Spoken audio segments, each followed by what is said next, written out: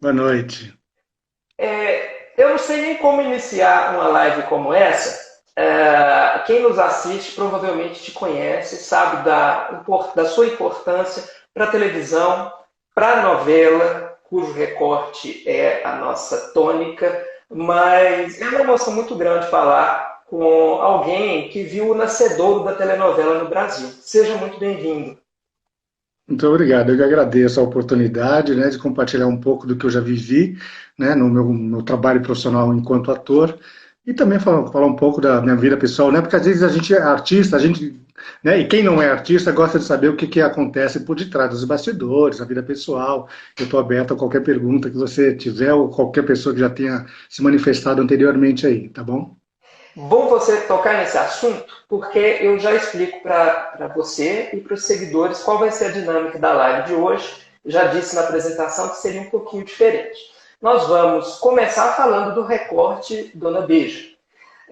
Vamos, posteriormente, falar da sua trajetória, da sua história na televisão, aproveitando também a oportunidade dos 70 anos da TV no Brasil.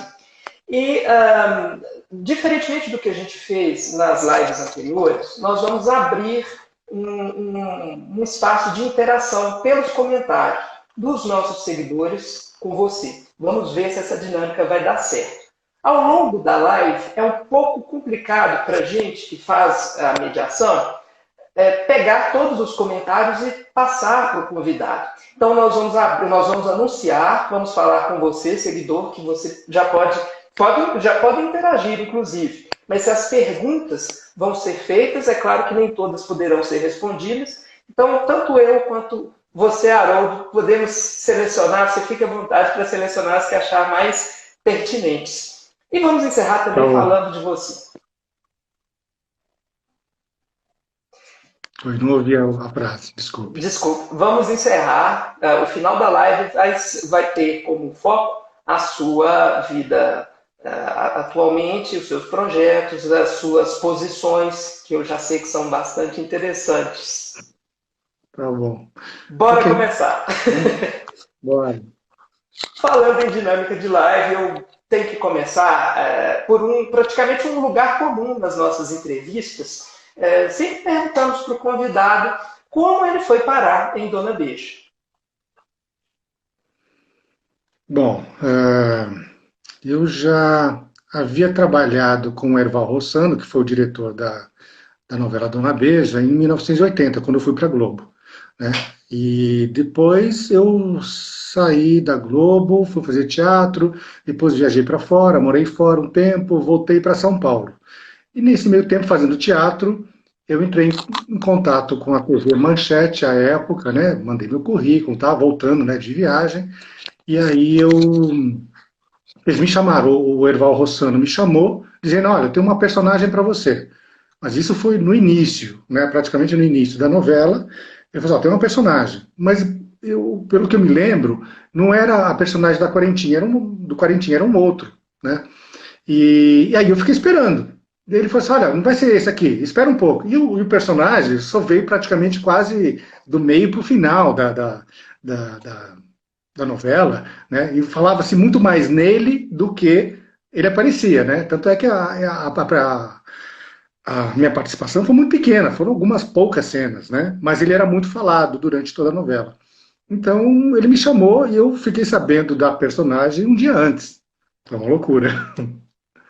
Não, peraí, vamos lá, com calma. Você ficou sabendo do Quarentinha um dia antes de entrar em cena, depois de começar a Um dia antes. gravar? Meu Deus, como foi Exatamente. isso?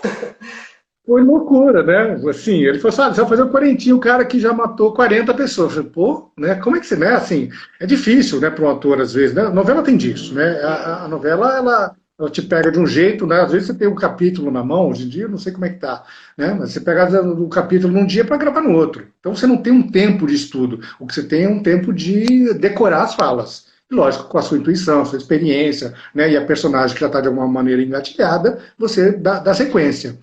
Nesse caso, eu não tive nenhum tipo de nada, nenhum feedback de nada.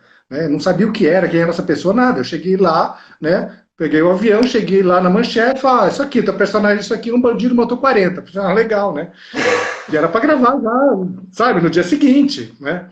Então, assim, foi legal. De uma maneira, a gente fica assustado, porque não é uma personagem simples, né? Tem uma carga de energia, né? De peso forte, né? E a gente sempre fica com receio. Pá, a gente dá conta disso? Né? Eu era jovem ainda, tinha 26 anos de idade. Né? Apesar de ter começado com 8 anos de idade, já tinha uma experiência, mas uma personagem como essa é difícil, não é fácil. Né? E aí assim, ó, a gente reza, pede e vai na intuição.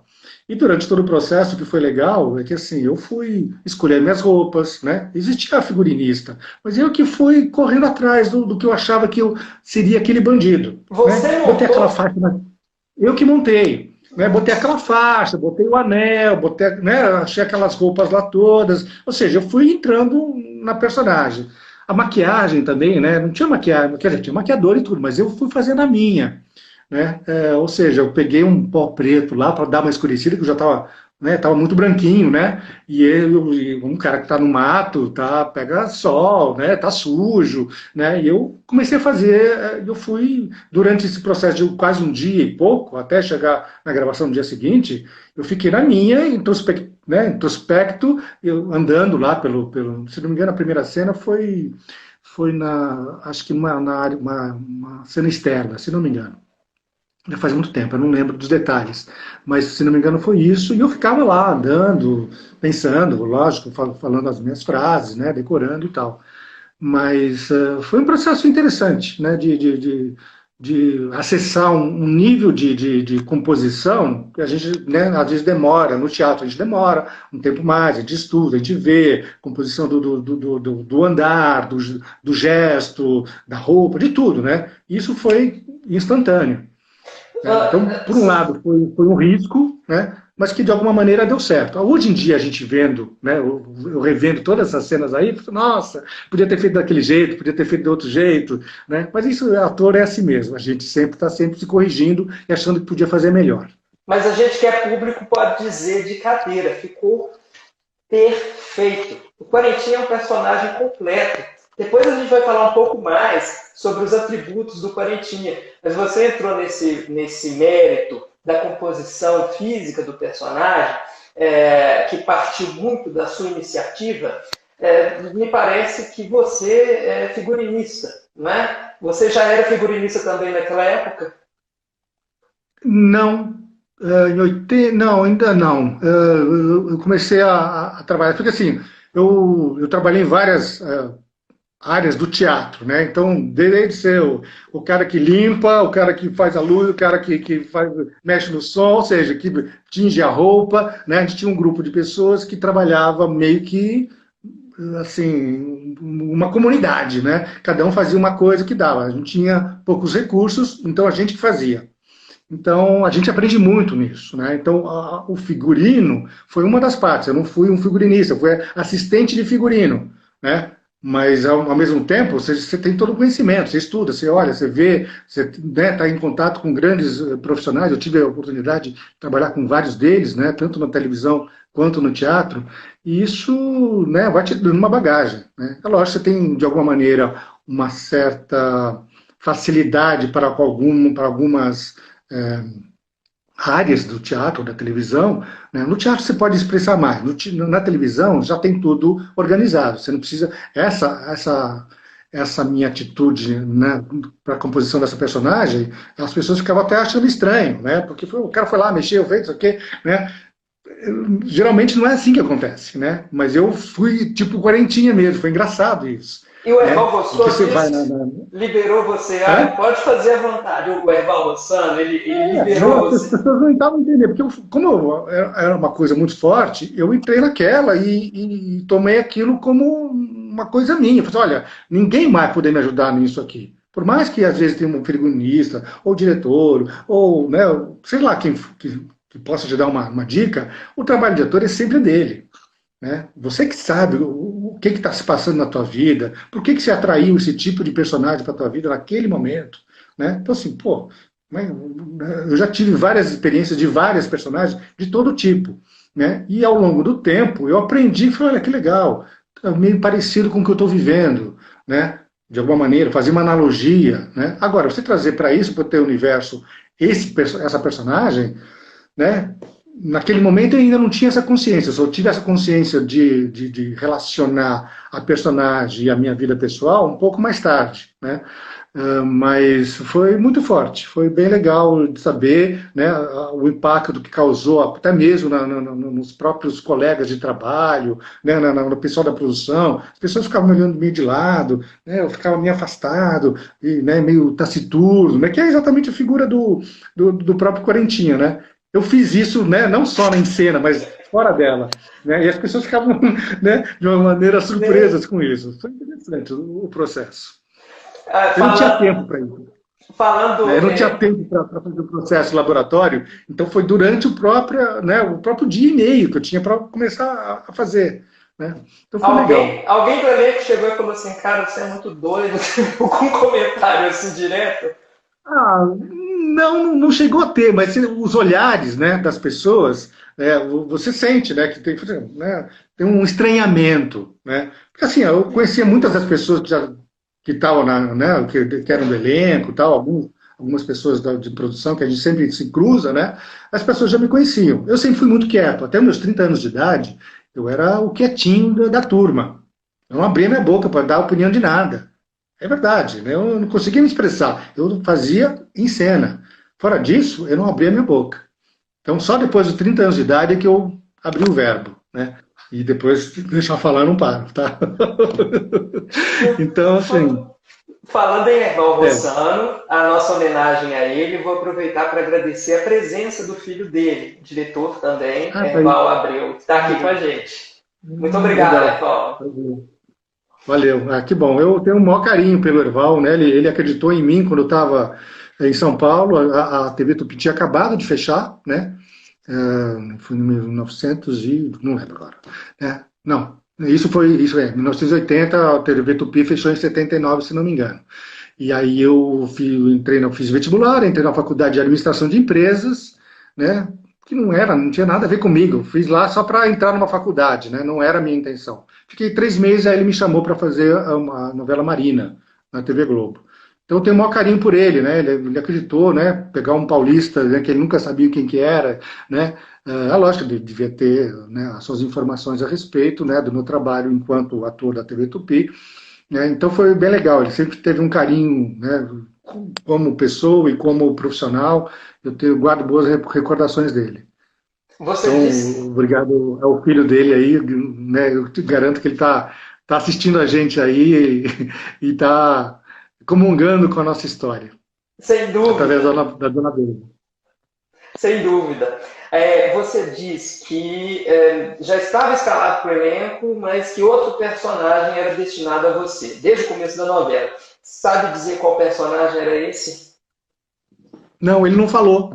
Pessoal, ele falou, tinha na cabeça dele qual personagem eu poderia fazer, mas ele nunca falou, né? Uhum. Então, eu não sei, porque ele tinha essa coisa, né? Dá um estalo, ele vai e faz, né? Então, eu não tinha ideia. Mas o que eu me lembro é que eu tinha uma outra personagem e ele me chamou para fazer isso. Não, quero você, vai ser você. Eu, tá bom, vamos embora, né? E fui, E com a cara e a coragem. ele chegou a confidenciar você por que da sua escolha para o Corinthians? Não, não sei por quê. Né? Ele apostou, né, na minha figura, na minha possível capacidade de enfrentar essa personagem, né, e eu acredito que foi bem sucedida, né, de ambas as partes, da escolha dele, do meu trabalho. Como eu digo, né, poderia ter sido bem melhor. Hoje eu olho para trás e falo, podia ser assim, podia ser assado, né, mas eu acho que valeu o trabalho, o esforço de todos, né, na verdade, da equipe, né. A TV Manchete me lembra um pouco a TV Tupi, né, que às vezes não tinham alguns recursos, né, tecnológicos ou de estúdios e tal, e a TV Tupi tinha essa coisa da garra, né, então o pessoal trabalhava assim com esse afinco maior, foi muito interessante.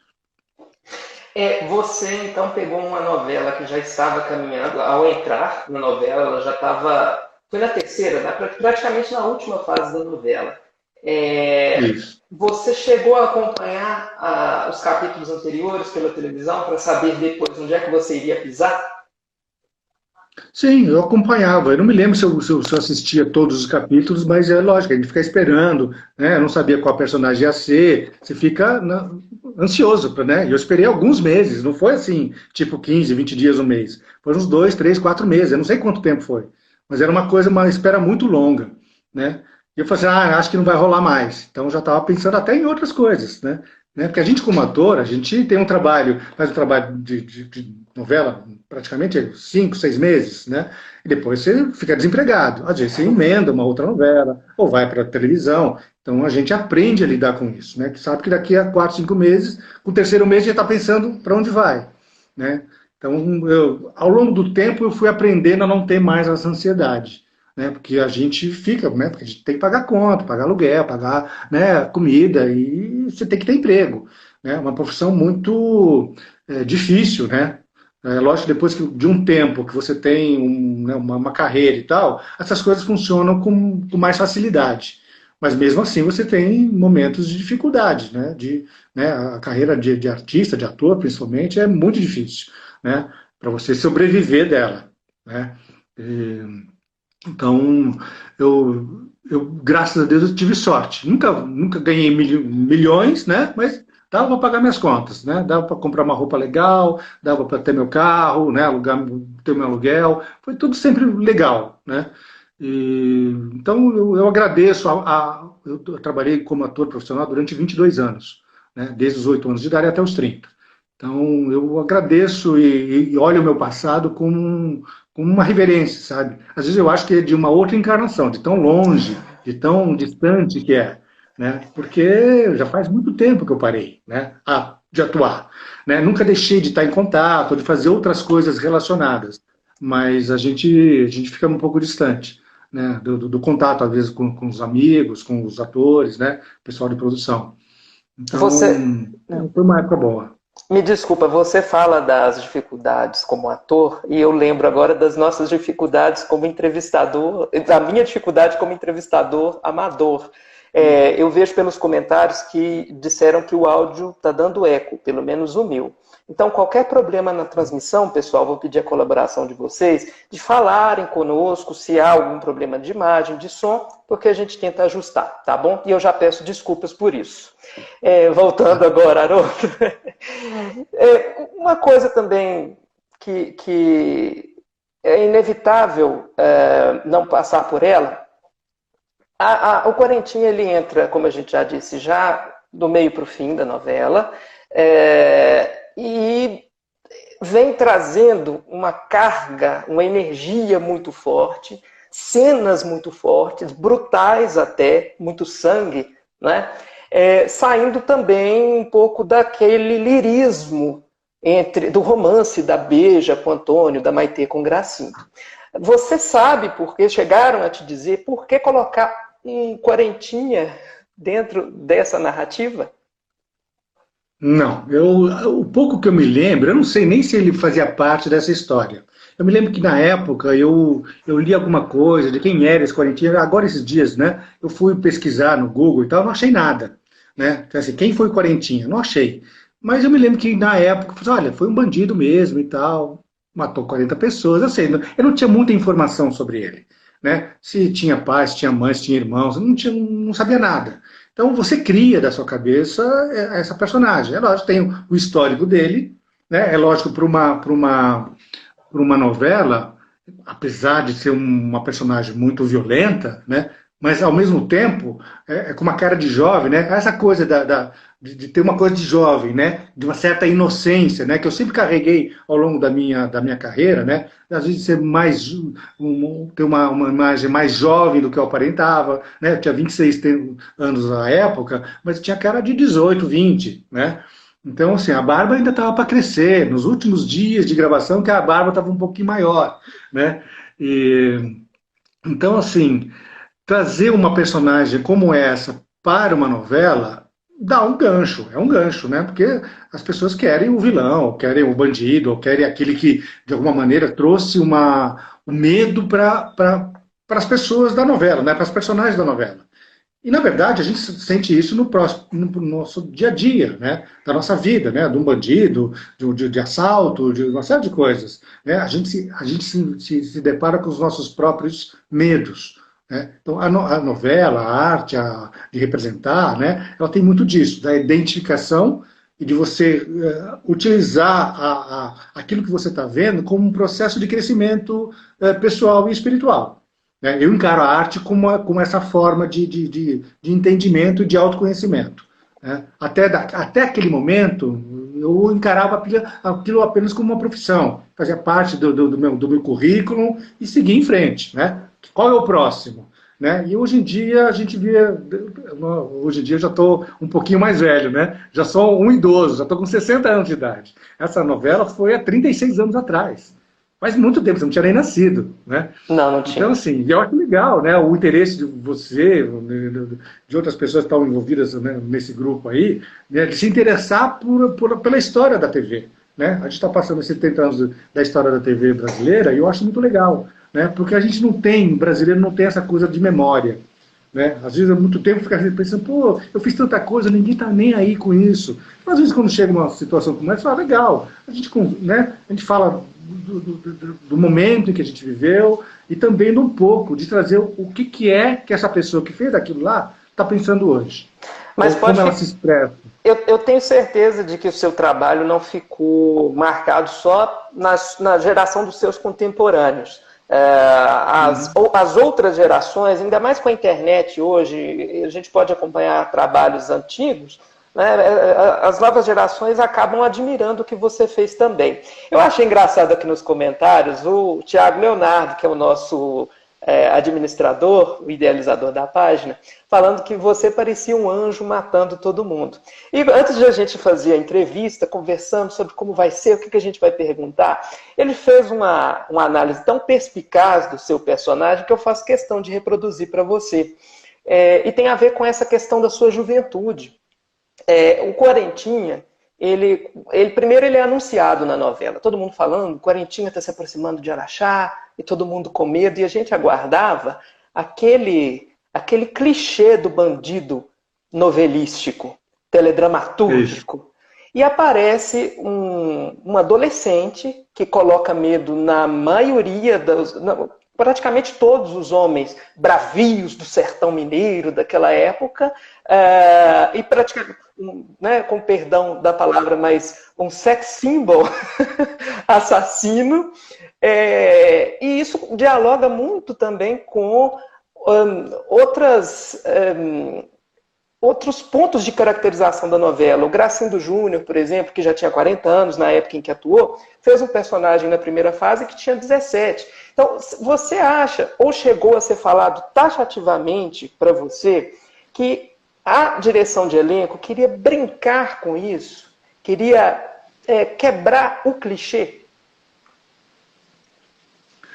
Olha, eu acho que, na verdade, isso partiu do próprio Erval, né? Ele já sabia da minha figura, me conhecia. Eu acho que ele poderia ter escolhido um ator mais másculo, mais forte, né? Um homem, né, que já tivesse matado 40 pessoas. Acho que trazer esses extremos, né, de um jovem, né, um adolescente ter matado 40, né? Isso acontece uma vez, uma pessoa em 1 milhão, né?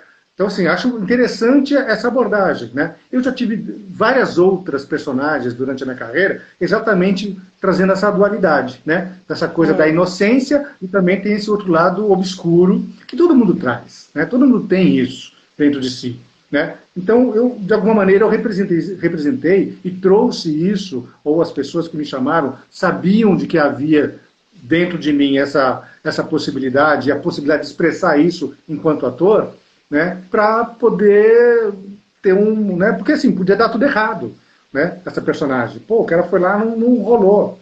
Essa coisa do sex symbol rolou, foi muito engraçada essa personagem. Durante o próprio processo, né, eu vi olhares, né, de homens e mulheres atraídos pela figura do Quarentinha, que era eu, Haroldo, mas era o Quarentinha. Né? Então havia uma mistura, né, do ator com a personagem, e existia, né, ouvia pessoas, de pessoas até famosas, falando assim, olha, tal pessoa curte o Quarentinha, gosta muito do Quarentinha. Achei, legal, obrigado, né? A gente fica envadecido e tal, mas foi muito interessante por esse lado, né? Lógico que foi um pequeno período da minha vida e logo passou, né? Mas foi bem interessante essa imagem, né, de sex symbol do bandido, né? Então, mas você já vinha de um percurso, vamos dizer assim, de sedução do público anterior. Esse interesse de cunho sexual pelo Quarentinha, você atribui a quê? Você acha que a maldade ela é mais picante? Essa coisa do bad boy, né, do obscuro, né, todo mundo se atrai por isso, né, que é um desconhecido. A gente se atrai pelo desconhecido. Né? Então, os grandes escritores, né, os grandes diretores, os grandes atores, sabem disso e utilizam isso com maestria. Né? Eu, naquele momento, não tinha essa maestria. O que tinha era a indicação do Erval, um texto e um personagem. Né? Uma personagem que estava lá e que eu podia, né, trabalhar em cima dela. Não me foi dado muitos recursos, eu tive que criá-la, né, rapidamente, e deu certo. Mas podia dar tudo errado. Né? Então, a gente, enquanto ator, a gente corre muito risco quando a gente atinge, né, quando a gente se manifesta com uma personagem como essa. Não é fácil. Né? É um risco, porque às vezes a gente erra, e erra feio.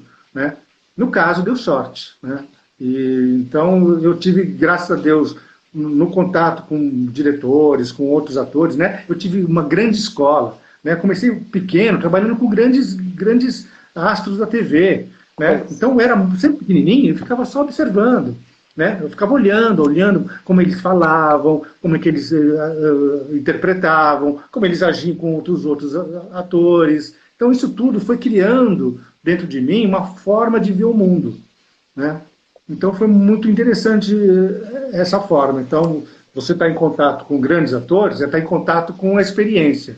Né? Se você tiver olhos, você consegue trazer isso para a tua história. Né? E lá você não precisa viver aquilo. Lá em Dona Beija, você também teve alguma referência dentro do elenco? Algum ator que, mesmo já tendo uma longa caminhada pela televisão, alguém em Dona Beija te servia de norte? Olha, eu nem lembro direito da quantidade dos atores, né, que estavam lá. Mas alguns deles já eram meus amigos, a gente já tinha trabalhado juntos. Né? Mas, assim... eu, de uma certa maneira, eu nunca tive grandes ídolos. Eu gosto de tal ator. Não, eu sempre admirava o trabalho. Mas essa coisa de idolatrar, isso é uma coisa que me perturba um pouco nesses dias atuais, que tem a ver com a coisa da celebridade. Né? Hoje em dia, todo mundo pode ser celebridade. Né? Hoje você faz um vídeo qualquer da vida, tem 1 milhão de acessos. Né? E você vira celebridade e é até milionário da noite para o dia. Né? Antigamente, a gente tinha, nessa luta, né, por ocupar um espaço através da televisão, um trabalho sério, né, e de dedicação. Então, a forma da gente se manifestar hoje em dia com relação à profissão de ator me incomoda um pouco. Né? Uma das razões da qual eu me afastei, né, do ramo artístico enquanto profissional, né, da representação foi essa. Né? Me incomodava muito a forma de ser encarado o trabalho de ator ou a própria profissão como uma mercadoria. Né? E você, de alguma maneira, você fica se vendendo ou seduzindo as pessoas. Então, a gente chega um momento em que a gente fala assim, olha, peraí, né? Aonde eu quero chegar? O que eu quero da minha vida? Né? E nesse momento da minha vida, que foi aos 30 anos de idade, eu optei por um caminho muito radical. Né? De simplicidade. Né? Se der tempo, a gente conversa sobre isso. Nós vamos chegar lá. E eu te digo tá? Assim, pode ter sido muito bom para você, mas para a gente não foi, não.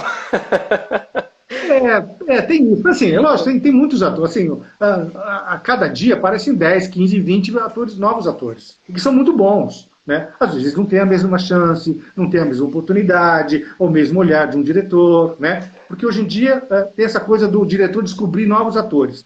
Eu via muito isso lá na minha época lá, depois um pouco mais para frente. Né? Olha, descobri tal pessoa. Né? E o cara põe essa pessoa em evidência. Funcionou, não funcionou, põe outro. E isso é uma rotatividade muito grande. So, Né? E às vezes pessoas até... Desculpa, sobre atores, você como um bom garoto da sua geração, um bom jovem da sua geração, gostava de filmes de Hitchcock, de Bang Bang? Por que eu estou perguntando isso? Já te passou pela cabeça, como você diz até ter feito, tomado a iniciativa de compor o Quarentinha por si, já te passou pela cabeça que tem uma proximidade muito grande entre o Quarentinha e o Billy the Kid? Olha, não me passou por isso, não. Mas, assim, são essas figuras, né, esses bandidos, eles são famosos, né? Eles têm uma certa qualidade, um sex appeal, né, uma rudeza, uma violência que, de alguma maneira, atrai, né, e, ao mesmo tempo, repulsa, né? Então, esse medo, né, que é o que as pessoas ficam interligadas com aquilo lá. Né? Então, assim, geralmente, o mocinho de uma novela tem menos ibope, e menos acesso, e menos curtidas, hoje em dia são curtidas, do que o bandido da novela. O bandido da novela é sempre, o antagonista é sempre melhor. Né? Porque ele não tem medo, ele vai e ele arrisca. É lógico que tem os heróis da novela, né? E, geralmente são pasteurizados, são mais bonitinhos, e faz parte, acho que é legal. Né? Acho que quando você encontra o herói e o antagonista, né, do anti-herói, né, quando eles são, né, parelhos, a peça, ou a televisão, ou a cena, cresce muito. Né? Então, isso é bem legal de você, né, isso depende do autor, do diretor, de uma série de circunstâncias onde tudo aquilo culmina num momento especial. Então, eu, enquanto ator, eu tive raros momentos de olha, aquilo funcionou. Né? Nos comentários, é raro. A Silvana Maria Carneiro, nos comentários, falou: não sei por que a gente torce pelos vilões. Eu não torcia por você, não. Eu queria que você fosse pego, fosse morto. Você deve ter ganho uma legião de...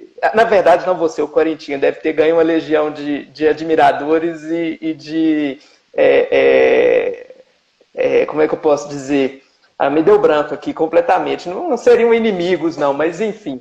Agora, também nos comentários, o pessoal está falando do olhar do Quarentinha.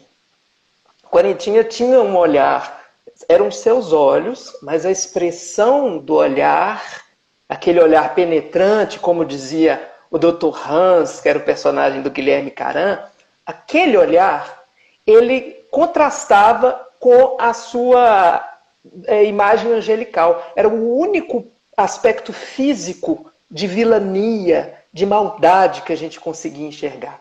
Como é que esse olhar foi composto? Pois é, aí assim, os olhos são a janela da alma, né? Você quer conhecer uma pessoa, olhe diretamente nos olhos dela, você vai perceber tudo, tá tudo ali, né? É lógico que eu não tinha essa consciência naquele momento, mas eu sabia que aquela energia que estava lá, que era dessa figura, era pelo olhar, né? Então, assim, é como uma cobra hipnotizando, né, né, a sua presa. É mais ou menos isso, né? Então, assim, essa é uma figura que a gente não dá para você racionalizar. É lógico que eu poderia, se eu tivesse um tempo, eu ia montar essa personagem até diferentemente, eu não sei, né? Eu não posso responder agora. Mas naquele momento foi muito intuitivo.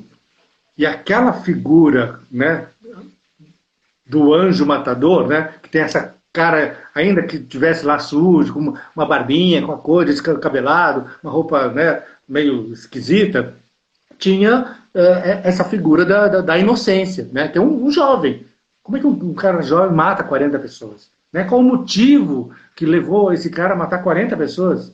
A gente não sabe, né? E você acredita em quê? O Quarentinha era o quê? Para você, era um psicopata, era um rebelde, era com certeza. Um sádico? Um pouquinho de cada um desses aí. Né? A gente não, né, é difícil a gente saber, né, mas é uma pessoa que tem essa frieza, né, é um psicopata, com certeza. Lógico, pode ser desencadeada, pode ser desencadeada por um processo de violência na infância, de pai, de mãe, de abandono. Né? A gente não sabe direito. Né? Muitos desses estão aí na rua. Muitos deles. Né? E a gente se depara com eles. A gente olha, né, convive, está aí, e a gente não sabe que essas pessoas vivem ou viveram isso. Né? Então, só quando acontece uma situação muito extremada é que a gente vai ter contato. Mas fora isso, um psicopata é igualzinho a todo mundo, né?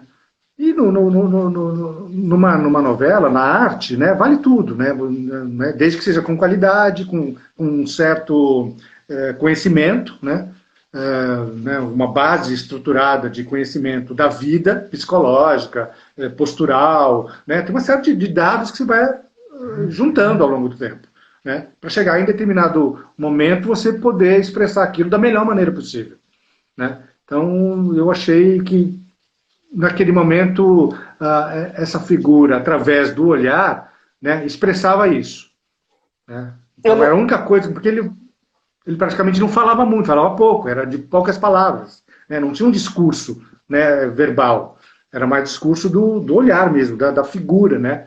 Até eu estava olhando uma hora que ele está andando lá, né, durante a ponte lá, que o cara fala, quarentinha, não sei o quê, olha que interessante, né? Eu me olhando como ator, olha, o cara está com um andar diferente, eu nunca andei daquela maneira, é um andar de bandido, olha que legal, né? Eu me olhando 30 e tantos anos depois, olha, interessante, né? Enquanto analisando, julgando o trabalho de um ator. Não eu, Haroldo, eu não estou aqui me vangloriando, ou falando que eu fiz bonito. Não, acho interessante o processo que um ator tem ao descobrir as suas formas de representar uma personagem. Então, aquele momento, você olha, é um dado importante. A forma de andar de um bandido é diferente, né? É incrível você falar que isso aflorou espontaneamente, especialmente nessa cena, porque eu mesmo, quando eu assisti pela primeira, segunda e 20ª vezes, na hora que você vira para o Guilherme Caram, e olha para ele com aquele cinismo todo, eu imaginei que aquilo tinha sido ensaiado várias vezes, porque me dava raiva. Eu olhava para a gente, não é possível. O homem matou o elenco todo e volta e ainda por cima dá aquela viradinha assim. Mas, gente, não quero perder o gancho. Estou vendo muitas perguntas aí nos comentários. Para quem entrou mais tarde, quero lembrar vocês que nós vamos ler alguns desses comentários adiante. Então, continuem conosco na live. Daqui a pouco a gente faz os comentários de vocês para o nosso convidado, para o Quarentinha. Tá bom. E, como eu disse, eu não queria perder o gancho. Vamos voltar ao gancho. Esse personagem fortíssimo te trouxe algum sofrimento emocional? Olha, por incrível que pareça, não. Ao longo de outros momentos da minha vida, assim, é importante a gente descobrir que quando você faz uma personagem, ela não fica ali, né? Principalmente no teatro, mas na televisão também, né? No teatro a gente tem uma possibilidade de estudar um pouco mais. E ele não fica ali atrás das cortinas. Fechou a cortina, você vai para casa, esquece. Não funciona assim, né? Porque o trabalho do ator, você passa o dia inteiro pensando naquela personagem, né? Seja rememorando as tuas frases, né? O teu gesto, a tua voz, né? É tudo ao mesmo tempo. Então você tem um controle sobre aquilo. O que é importante é o psicológico, logicamente, né? De acordo com a tua capacidade de se ver enquanto ser humano e enquanto a personagem. Às vezes juntam e você percebe que está tudo ali. Então, você me trazia assim, olha, por que o Haroldo fez uma personagem que mata 40? Eu não tenho a mínima ideia. Até hoje eu vou assim, talvez você... Daí eu fiquei pensando, olha, de repente foi, sei lá, uma vida passada que eu tive, né? Para quem acredita nisso, né? Foi uma vida passada, o cara tá lá, foi lá e deu uma catarse toda, deu uma limpada e seguiu em frente. Não sei, né? Porque é muito difícil uma personagem desse, né? Porque eu nunca matei nem mal mato mosca ou formiga enquanto eu ando na rua, né? Eu olho para o chão para matar a formiga, então eu jamais teria essa capacidade, essa coragem de fazer isso, né? Então fica no plano do imaginário mesmo, né? E se eventualmente eu fiz isso em algum momento de outras vidas, pode ter sido expresso ali né? A gente atrai, tudo assim, na vida a gente atrai muito aquilo que a gente já viveu.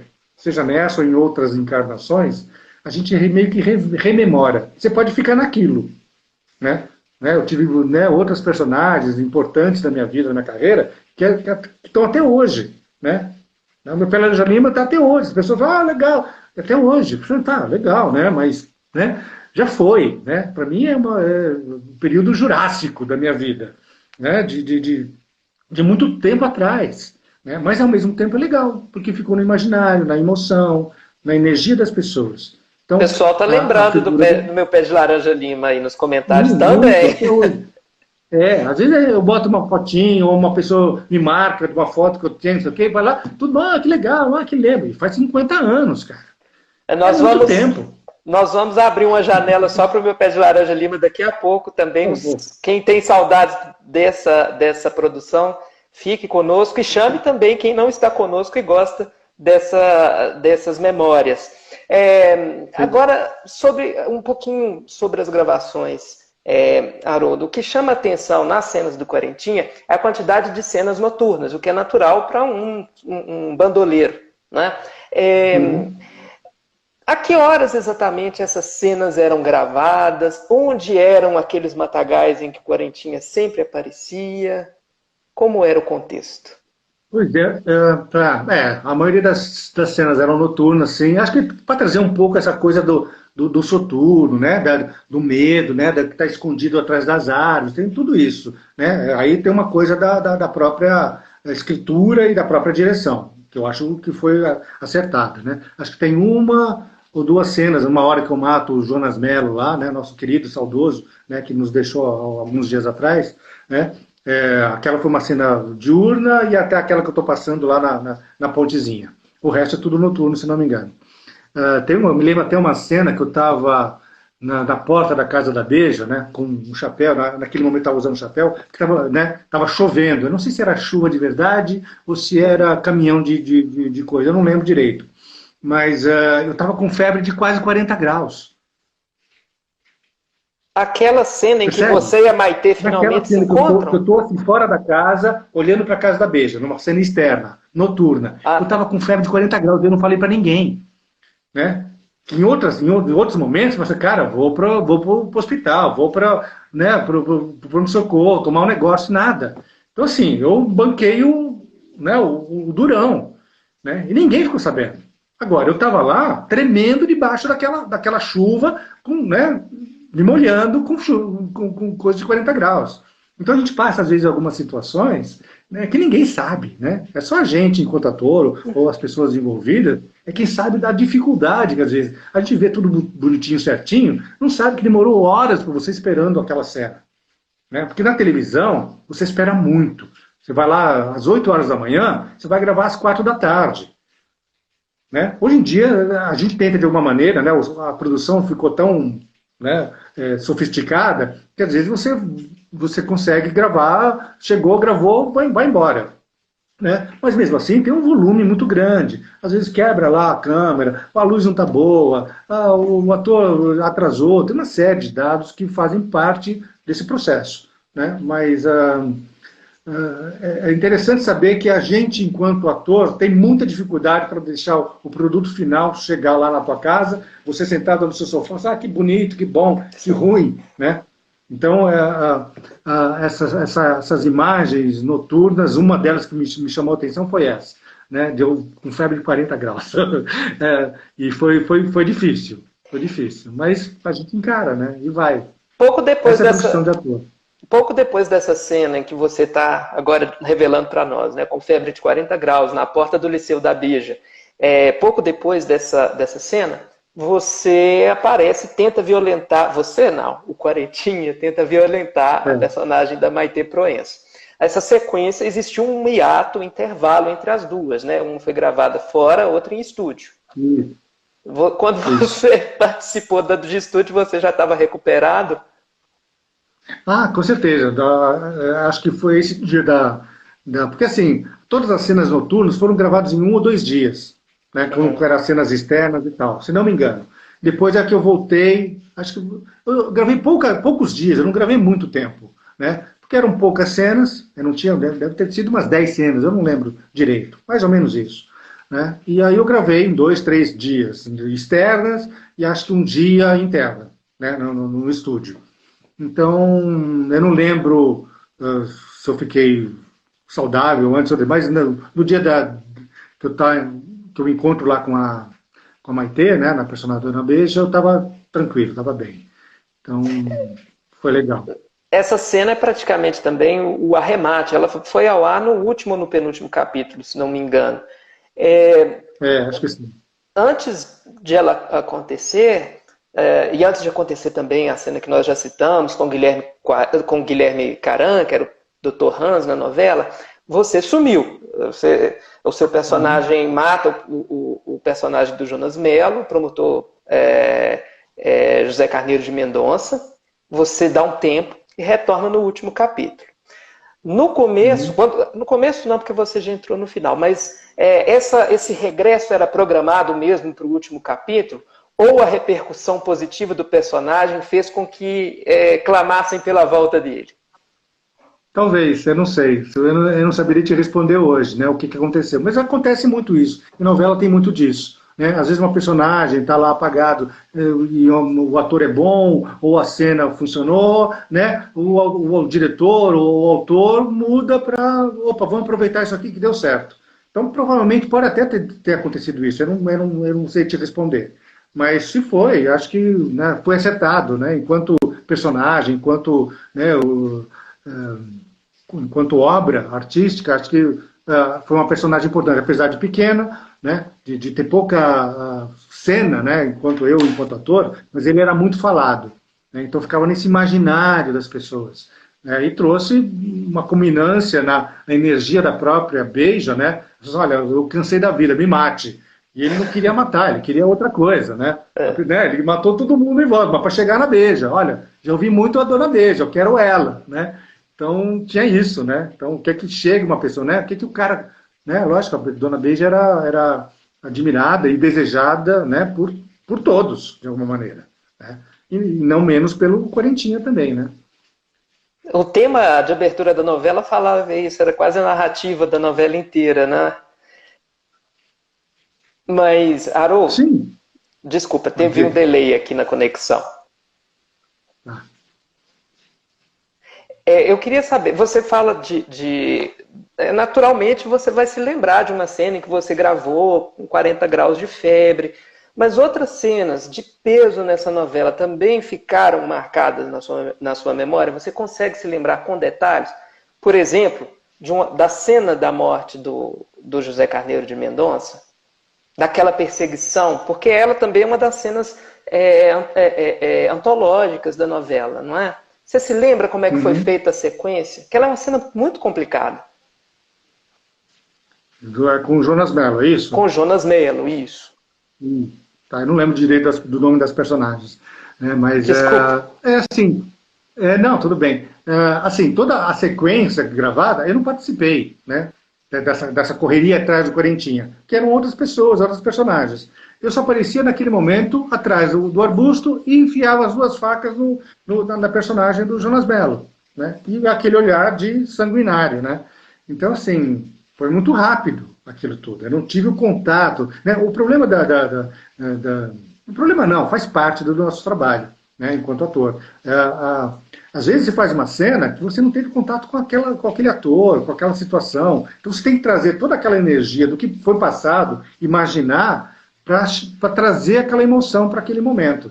Né? Então, se ele soubesse que estava sendo perseguido, ele correu durante 2, 3, 5 dias pela floresta, né? Então o próprio movimento do ator é diferente. Né? Então, é difícil, às vezes, a gente ter essa noção e ter essa capacidade de perceber todas essas situações. Né? Não é fácil.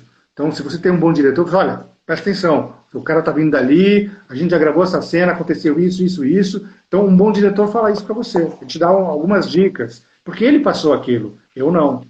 Né? Eu só tenho o papel, né? Que tá lá a cena, eu já estou em seguida fazendo aquela cena, mas o diretor ou outros atores do elenco sabem daquilo. Então, é importante da gente, no bastidor, ter esse contato com os outros atores, diretores e tal, para saber o que está acontecendo. Então, isso acontece em poucas obras, né? Seja da televisão ou do teatro. São raras as vezes onde você encontra uma comunhão de produção e de elenco de atores. É muito difícil. Né? Então, a Dona Beija é um desses exemplos de que tudo deu certo. apesar de todas as dificuldades que todos tinham, né? De calor, de recursos, de uma série de coisas. Né? Então, ela foi um dos exemplos. Eu não participei muito, né, porque ela não foi uma novela longa, né, eu não participei 4, 5 dias, foi muito pouco. Né? Gostaria sim de ter participado mais. Eu acho que me daria, ficaria à vontade com esse grupo de pessoas trabalhando, com certeza. Você exalta muitos pontos positivos do elenco, da produção, da composição da novela, mas qual foi sua maior dificuldade durante as gravações, ou mesmo depois delas? Olha, acho que a maior dificuldade foi a composição, né? Eu não sabia se ia dar certo, não sabia se ia conseguir fazer, era uma grande interrogação para mim, né? Porque a gente tem o medo, imagina, pagar um mico, faz o cara e todo mundo começa a rir da sua cara, porque você faz, né? É horrível para um ator. Só que a gente erra também, né? A gente não é infalível. É lógico, né, que eu tinha muito mais chance de dar errado do que dar certo, porque eu não tive conhecimento, não sabia quem era, não sabia nada. O cara me pegou, vai lá. Agora ele acreditou. E eu acreditei no que ele acreditou. Então vamos embora. Então quando bate esse tipo de coisa, as coisas funcionam. É isso que é legal, às vezes é uma comunhão sem palavra. É uma comunhão de olhar, né? Você perceber, acreditou e dá certo. Sabe, às vezes você conhece uma pessoa em poucas horas, você fala, putz, parece que a gente se conhece há anos. É mais ou menos isso. Né? Então, às vezes você entra num trabalho como esse, você se sente em casa. Você não se sente à parte disso. Né? Então, quando você tem essa comunhão de pessoas, todos lutando pelo mesmo ideal, é muito fácil de entrar. Tá? Então, eu tive essa sorte, não tive grandes dificuldades com relação a isso, a não ser o medo. Mas depois que a coisa foi, e as pessoas, né, você sente, né, o em volta né, e o feedback das pessoas, aí eu fiquei tranquilo. Né? Agora, tem um resultado final, né, do quanto o telespectador vai gostar disso ou não. Né, porque tem um delay, né, ou seja, você grava hoje e essa cena vai passar daqui a 10, 15, 20 dias. Às vezes uma semana, às vezes no mesmo dia. Mas naquele tempo era 10, 15 dias. Então você não sabe direito. Você fez, você não sabe a resposta disso. Né? Então é meio que, vamos lá, é um risco. Então eu acho que deu certo. Né? Foi uma das produções em que eu enquanto trabalho de ator, não tive muito receio, a não ser esse, de errar na composição. Você pode dividir com a gente alguma situação inusitada que a imprensa não contou, que ninguém sabe, que vai ser uma surpresa para todo mundo agora? Tem comentário aqui do tipo,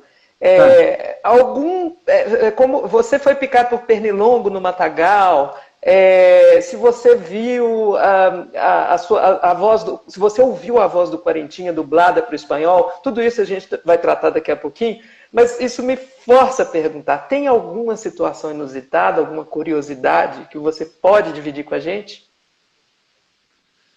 Até posso, mas não posso falar o nome, tá? Na época, né, eu estava lá e uma das pessoas que trabalhava no elenco se engraçou comigo, né? E a gente começou a namorar. Só que a gente namorava escondido. Ninguém ficou sabendo, né? E depois eu saí de lá e fui fazer como chama? Mania de Querer, que foi uma próxima novela, em 87, se não me engano, da Manchete, né? E essa pessoa que eu tive contato, a gente namorou quase, não chegou a um ano, mas ela trabalhava numa outra novela, né? E a gente namorava escondida, a gente chegou a morar junto e tal, né? Mas ninguém ficou sabendo. Só ficaram sabendo depois que a gente se separou. Então, assim, foi um segredo que a gente manteve, né, durante esse período, né? Não sei porquê, bobagem também, né? Mas é que a gente fica sempre, quando a gente... eu sempre fui muito reservado com relação às minhas... né, as minhas intimidades, né, na tua vida privada, né, e isso é importante a gente ter. Uma das coisas que a gente sofre muito enquanto ator, enquanto figura pública, é que você não tem mais vida privada. Você vai ao restaurante, você vai ao mercado, você vai ao cinema, você não é mais o Haroldo, né, você é aquele ator, artista famoso ou não, em evidência ou não, né, que vai ter que dar autógrafo, vai ter que tirar foto, né? Muitas das rugas que eu tenho aqui foram de tudo bem, vamos tirar foto, né? As rugas de tanto, é verdade, cara. Minha bochecha, enquanto eu era pequenininho, ai, que lindinho, que bonitinho. Pô, né? Mas chega uma hora, cara, eu cansei disso, cansei, né? Chega uma hora que cansa. Né? Então, hoje em dia, eu sou um anônimo, um famoso anônimo. Né? Eu vou à rua, vou ao mercado e tal. Muita gente sabe que eu já trabalhei, mas como eu não estou mais em evidência, não estou lá fazendo sucesso numa novela, alguma coisa assim, as pessoas, legal. Então, assim, a coisa segue. Na boa. Mas a gente está querendo te relançar. A gente quer te relançar. Não sei. Uma das coisas que eu, eventualmente, né, eu gosto muito de filme, de assistir filme, muito, adoro. Se deixar, eu fico o dia inteiro assistindo filme. Né?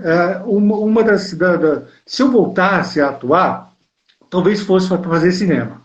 Mas eu não corri atrás. Se algum dia alguém falar, e me chamar e achar que tem a ver, né, eu até posso me propor fazer isso. Porque eu acho cinema uma linguagem interessante. Eu tive fiz dois pequenos trabalhos, né, 3 pequenos trabalhos, 2 pequenos curtas e um longa-metragem, que era uma personagem pequenininha, assim, tipo um quarentinha na vida. Um jornalista que vai lá, entregar jornal e era morto, por uns bandidos, chamado Paranoia, que fazia era Lucélia Santos, se não me engano.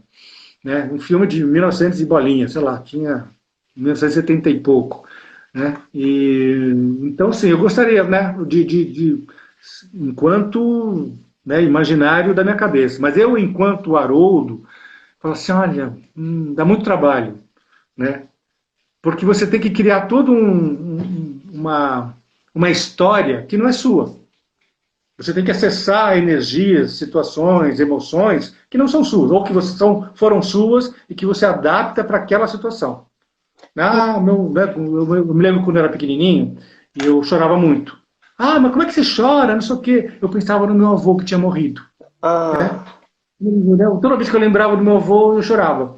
Então, é uma maneira. Então, toda vez que você tem que chorar, você tem que lembrar do seu avô que morreu. É ruim, né? De alguma maneira. Né? Por um lado, você traz uma figura que você era querida, né? Mas é triste, você tem que toda vez trazer isso. É lógico que existem técnicas outras para isso, né? Que é de você trazer essas emoções. Então, ficar revisitando algumas coisas é importante, é legal, é importante como via de autoconhecimento, a arte.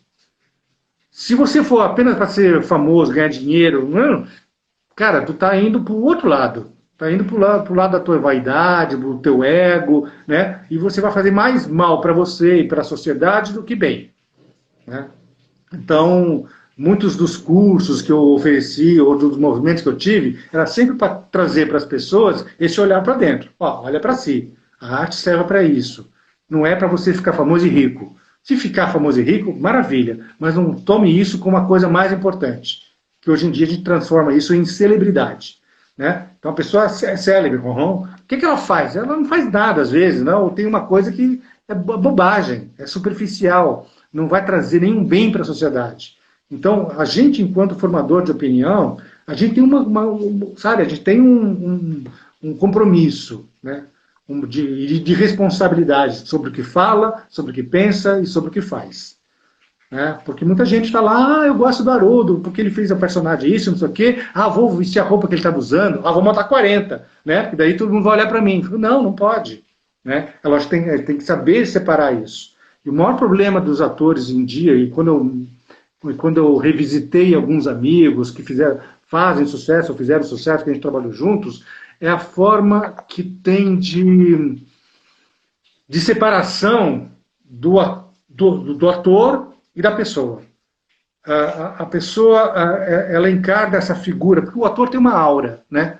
Ele tem uma figura de andar, de se posicionar, de falar, de gestos, diferente de uma pessoa normal, né?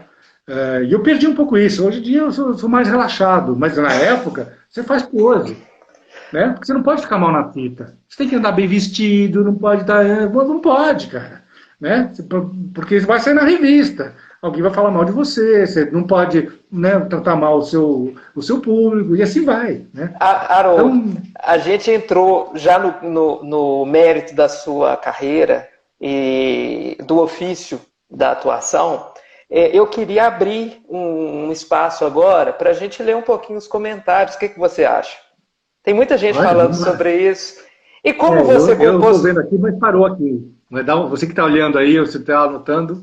É só Manda descer para um mim. pouquinho, pode descer Eu até o sei, mas eu não final. sei aqui, Ah, apareceu as letras. Aí eu tenho medo de apertar e a gente sai fora do ar. Já aconteceu uma vez disso numa live, então não é legal. você Tá? prefere que eu faça então as perguntas Isso. ao Faz a invés? pergunta aí. Ok. Isso. Escolhe Vamos aí. ver. Vamos ver. Não vou fazer a pergunta, mas parece que as pessoas encontraram o nome da atriz com quem você teve uma fé. Isso eu não vou tratar aqui. Frases Tá. motivadoras Vida 21. Quer saber qual a repercussão? Deixa eu reler a pergunta. Se você teve, se o seu trabalho repercutiu fora do Brasil em virtude de Dona Beija. Não. Eu sei que passou em alguns países por aí, né? Às vezes a gente não tem nem noção de onde, por onde as novelas passam, né? Por exemplo, a gente deveria, enquanto ator, receber algum dinheiro sobre, né, a, a, a venda desse produto para outros países. Então, mas eu não recebi nada, né? Então, assim, nem sei para que país foi. Porque quando você recebe, olha, passou na Espanha, passou na Itália, passou nos Estados Unidos. E você, olha, passou isso, você recebe tanto. Eu nem sei onde passou. Então, nunca tive um feedback da minha personagem de outros países. Não tenho isso, não. O Cris TGO 1979 pergunta assim: e a parceria com a Ivani Ribeiro? Aí eu também pergunto: e a parceria com a Ivani Ribeiro? A Ivani foi uma figura, né, além de ela ter uma das maiores, se não a maior telenovelista, né, dramaturgo, né, ela sabia fazer a coisa, né, ela tinha uma simplicidade, né, e criava personagens às vezes do zero, do nada, né. Ela foi uma figura importante. Eu trabalhei praticamente todas as novelas, enquanto eu trabalhei na Tupi, a maioria delas foi da Ivani. Então ela sempre guardava para mim, no cantinho do coração dela, uma personagem para mim, né? Eu acho que talvez isso tenha ficado mais forte depois do sucesso lá do Meu Pé de Laranja Lima, né? Que ela foi né, a adaptadora, né? E transformou um livro que é super pequenininho em quase 200 capítulos, né? Então, assim, ela deve ter criado várias personagens, eu não lembro direito, né, do livro e tal, mas criou muita coisa e foi muito legal, né? Então, a partir daí, a gente fica meio que como um talismã. Eu, enquanto criança, enquanto, né, ator mirim, que deu certo, que fazia sucesso, que tinha um trabalho reconhecido, fica na mente de um autor e você segue com ele, né? É como um técnico de futebol vai trazer sempre olha, aquele jogador ali, vou trazer para o meu time, quando você muda de time. É um pouco isso, né? Então, eu tenho um carinho por ela muito grande. Ela foi, né, se não fosse ela, talvez eu fizesse novelas mais esporadicamente, né? Ou talvez não tivesse tanto sucesso quanto eu tive na minha carreira. A Ivani tinha uma lista de atores prediletos, né? Tanto nos anos 70 quanto depois na Globo. Ela tinha uma admiração muito especial pelo Irving São Paulo, que já faleceu Isso. também. Você era presença constante nas novelas dela. Você acha que foi É, também um queridinho da Ivani Ribeiro? eu acho que sim. É difícil a gente falar, né? Falar pelo outro, né? Ela tinha dentro de si, talvez, né? Eu encaro isso, a forma de eu estar sempre sendo chamado, praticamente todas as novelas dela. Algumas eu não fui porque não tinha idade, né? Ela me chamou ela queria que eu fizesse o Profeta, que quem fez foi o Carlos Augusto Strasser, também já falecido, né? Só que ele era um homem, eu tinha 16, 18 anos, era muito jovem para aquilo, né? Uhum. Então, algumas eu não consegui fazer porque não dava, não tinha o physique de rolo, né? Ou seja, você não tinha a figura adequada para fazer aquela personagem. Mas ela sempre me deu. Se eu fui queridinho, eu agradeço, né? De coração. Mas as novelas, eu me lembro que quando ela fez eu não sei se ela fez todas as adaptações lá para a Rede Globo, ela chegou a indicar meu nome, mas nunca rolou. Engraçado isso, né? Não aconteceu de eu refazer algumas novelas que ela estava, né, reeditando na TV Globo, eu fazer alguma personagem. Não aconteceu. Ela E aí mesma vai chegou a ver. te procurar para te convidar para retornar a carreira de ator na televisão, pelo menos? Se não me engano, essa personagem do Irving São Paulo, se não me engano, ela tinha me chamado. E aí não rolou, né? Porque daí chegar na direção, né? Né, assim, a TV Globo é completamente da TV Tupi, muito diferente, né? Então, tinham outras formas deles escolherem atores, né? Era outra forma, né? Ela trouxe a intenção dela, mas tinha outra maneira de lidar com isso.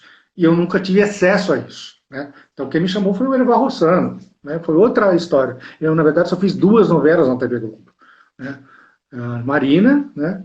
Que foi bem legal, foi um trabalho também interessante, que eu me casava com uma negra, né? Que foi a Iris Nascimento, né? Foi muito polêmico na época e tal, mas com a novela não fez um grande sucesso, era uma novela das 6, aquilo ficou meio que num plano mais morno. Se fosse uma novela das 8, tinha bombado, né? Então, assim, tudo depende da tua personagem, se é uma novela, né, do horário nobre ou não. Tem uma série de coisas, de dados que fazem com que a tua carreira ela seja mais, né, evidente, né, mais bem sucedida do que outras. Então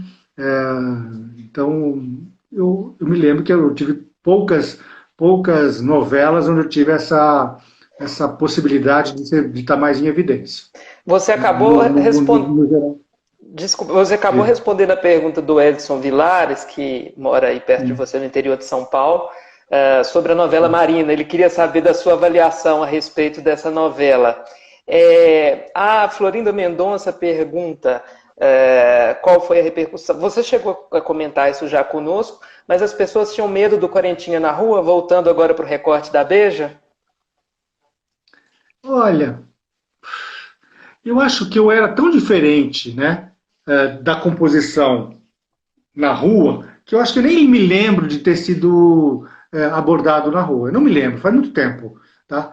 Eu me lembro da repercussão que havia, né? Mas eu não me lembro de ter assim, eu tô com medo, né? Porque a gente sempre tem um feedback, né? Você fez, mas eu não me lembro. Eu não posso te falar com certeza do que aconteceu na época, não. Perfeitamente. Nós vamos, pessoal, continuar lendo alguns comentários, vamos voltar um pouquinho para o nosso roteiro, mas vamos continuar falando no decorrer da nossa conversa sobre os comentários de vocês. Chamem quem gosta de Haroldo Bota e da história da TV brasileira para colaborarem com a nossa entrevista. Seguinte, falando da sua carreira, aproveitando a linha que os nossos seguidores inauguraram, como você foi parar na televisão? A gente falou muito sobre o fim da sua carreira, mas sobre o início a gente falou muito pouco. Você tinha 8 anos de idade e foi para a Record. Como que isso aconteceu? Olha, meu avô, meu querido avô, já falecido, né? Ele leu um recorte no jornal, né? Um jornal de grande circulação em São Paulo. Eu morava lá à época. E ele falou, olha, a TV Record está procurando um menino, né, de 8 a 10 anos de idade, né, moreno, ou seja, com alguns aspectos físicos, e vai ter um teste lá, tal dia, tal hora. E deu o recorte para minha mãe e falei, tá bom, eu nunca tinha pensado em ser ator, nem minha mãe, nem meu pai, nada. Ninguém era artista na minha família. E aí, ela me levou, minha mãe me levou, e tinham 300 crianças para fazer o teste. Né? Eu fui, acho que o terceiro ou quarto, se não me engano. Quem fez o teste foi o Fernando Torres, né? Falecido Fernando Torres, e o também falecido Walter Avancini, né? Que foram os diretores da novela. E aí eu fui lá, e foi muito interessante, né? Eles me deram lá um texto, olha, nem texto me deram, me falaram, olha, vai lá, faz uma cena, faz conta que você se perdeu da sua mãe, e você está na rua, e você tem que sair pedindo dinheiro, porque você está sem dinheiro, está com fome. E eu comecei a falar, e comecei a improvisar, e comecei a chorar, e aí os caras falaram assim, é você. Né? Eu fui o terceiro da fila de 300, literalmente. É você, mas a gente vai ter que fazer o teste com todos os outros. E eu fiquei lá horas esperando lá, né, o desfecho lá dos 300 fazerem o teste. E fui escolhido. Né? Então, e aí, começou a minha carreira. Então, que legal, interessante. Né? Não sabia o que era aquilo. Mas eu nasci para aquilo. Né? Naquele momento, falei, olha, é o meu destino. Né? Sabia decorar, sabia de alguma maneira interpretar, né, o que me era pedido, é lógico, com uma limitação de uma criança, né, de um entendimento, mas era uma criança, né, e que sabia fazer as coisas que eles pediam. Então foi muito legal isso, né, depois fiz mais outra novela na Record, depois eu fui para Tupi, fiz As Bruxas, e aí fiz um novo teste para fazer o Meu Pé de Laranja Lima. né? Porque eu sempre fui um menininho, né? Moreninho, bonito, né? Um timidozinho e tal. E quando foi fazer o teste pro meu Pelanja Lima, que era um garoto espevitado, extrovertido, até as pessoas ficaram assim, nossa, mas como, né? Então, assim, legal de saber que, enquanto pequeno, tinha esse talento, essa capacidade de atuar, né? Isso foi reconhecido ao longo do tempo, né? E em algumas novelas, né? E peças de teatro. Me desculpe, o autor da pergunta, eu peço desculpas a ele, porque ele fez essa pergunta há mais tempo atrás e eu acabei me perdendo aqui no meio dos outros comentários. Ele fala Uhum. sobre o fato de a Maria Isabel de Lisandro estar em As Bruxas, que você acabou de citar, e também ele Uhum. coloca que ela esteve em Dona Beija. Ele quer saber se houve um reencontro entre vocês, esse autor, cujo nome me escapou, perdão, se houve esse reencontro entre vocês e como ele teria sido em Dona Beija. Olha, eu acho que em Dona Beija eu não me lembro. Eu não me lembro de ter. Porque, assim, quando a gente faz as cenas, são geralmente com os atores que estão ali marcados para aquela situação. Então, muitos dos atores que fizeram a novela, eu não tive nem contato. Às vezes amigos e tal, não tive contato. Então, eram só aqueles que estavam ali, faziam as mesmas cenas ou cenas do dia, né? Então, provavelmente eu não devo ter me encontrado com ela, eu não me lembro, né? Mas assim, é lógico, a gente está sempre se reencontrando com outros atores, né? Como a gente fez várias, né? Eu fiz várias novelas e tal, a gente está sempre trombando, né? Está sempre se encontrando. Mas eu não me lembro da Maria Isabel de Lisandro nesse momento, eu acho que não. A gente não fez parte do mesmo. Porque assim, como eu não fiz parte do início, quando você senta com um elenco para saber qual é a tua personagem, né? Você se conhece, oi, tudo bem, né? E ao longo do tempo, se você vai tendo contato, né? E vai sendo amigo de uns ou de outros, ou mesmo no final da novela, quando tem o último capítulo, você senta lá, toma uma, festeja e tal. Eu não tive isso. Nem o Uhum. início, nem o fim. Né? Eu gravei e voltei para São Paulo. Então, eu não tive esse contato com o elenco, né, como um todo, só aqueles poucos com que eu contracenei. Agradeço a quem fez. A pergunta está respondida e eu agradeço e peço mais uma vez perdão por ter fugido o nome do autor da pergunta, que foi super interessante. A gente estava falando sobre a sua atuação mirim nas telenovelas, e você disse que não sabia muito bem o que era aquilo, mas na sua cabeça, o que era aquilo naquele tempo? Pois é, o grande barato que eu agradeço, assim, hoje em dia a gente vê algumas situações de atores mirins que crescem e têm problemas sérios, né? Principalmente os de fora, né? Os daqui eu não tive contato, não sei para onde a vida deles se encaminhou, né? Então, assim, eu me lembro quando eu fiz o meu Pele Angelino, e foi um sucesso nacional, que eu não poder sair na rua, eu não fiquei, que eu me lembre, eu não fiquei, sabe, envaidecido daquilo. Né? Porque o sucesso ele é muito legal, mas ele é, ele é complicado. Né?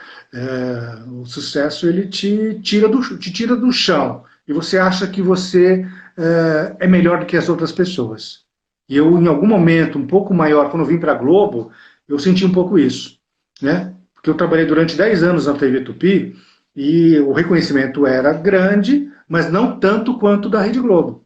Porque quando eu fui para a Globo, você saía na rua, as pessoas sabiam o que era você, mesmo que seja uma personagem pequena, não sei o quê, te paravam em qualquer lugar.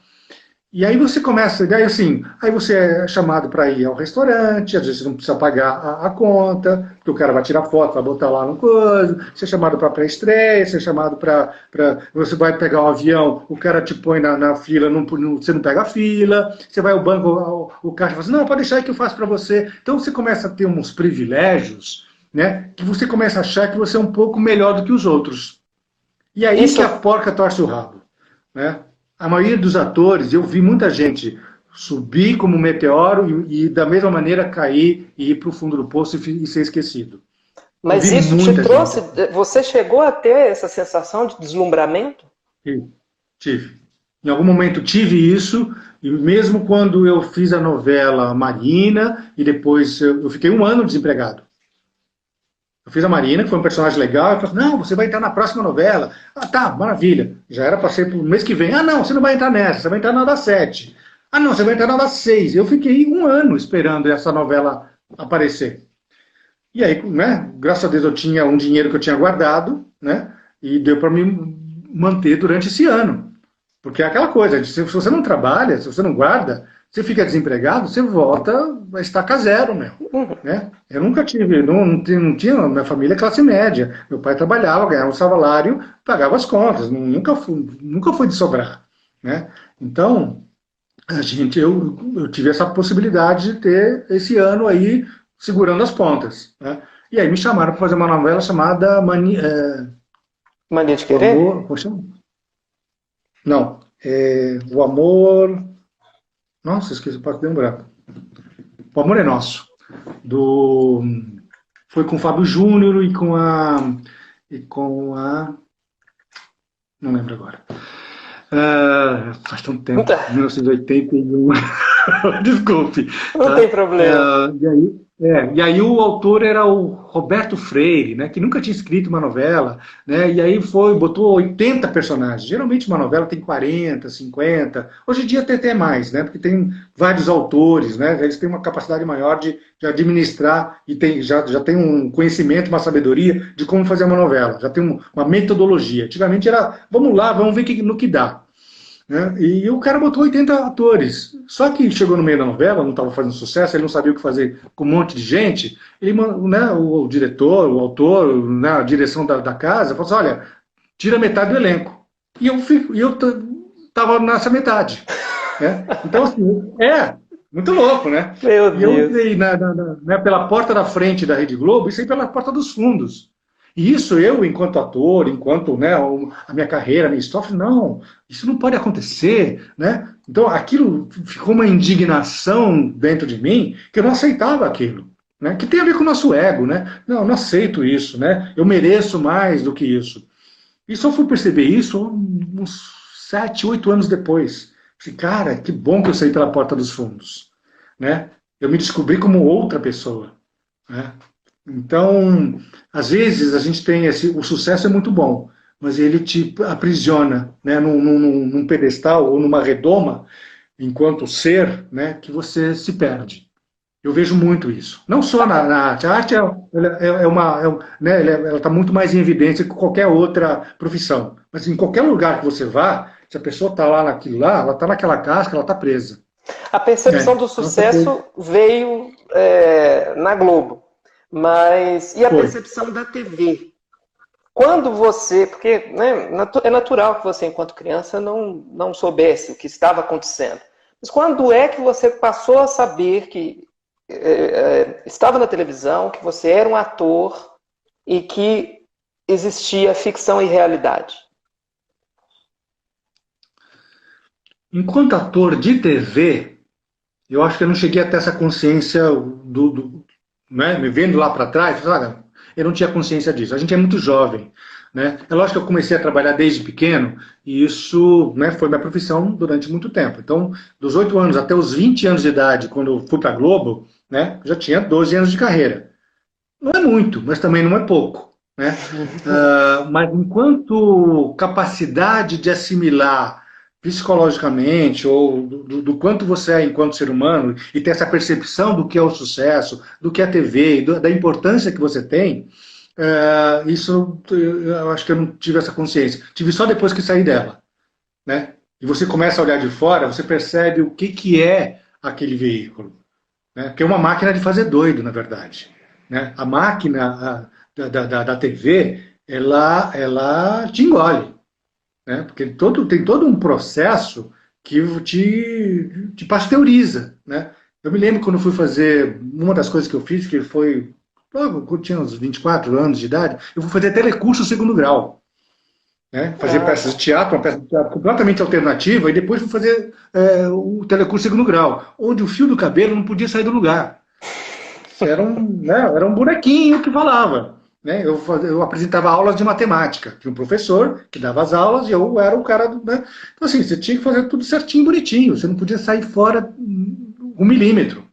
Era muito engraçado, ao mesmo tempo, você viver aquilo, tá tudo bem, mas pagava minhas contas.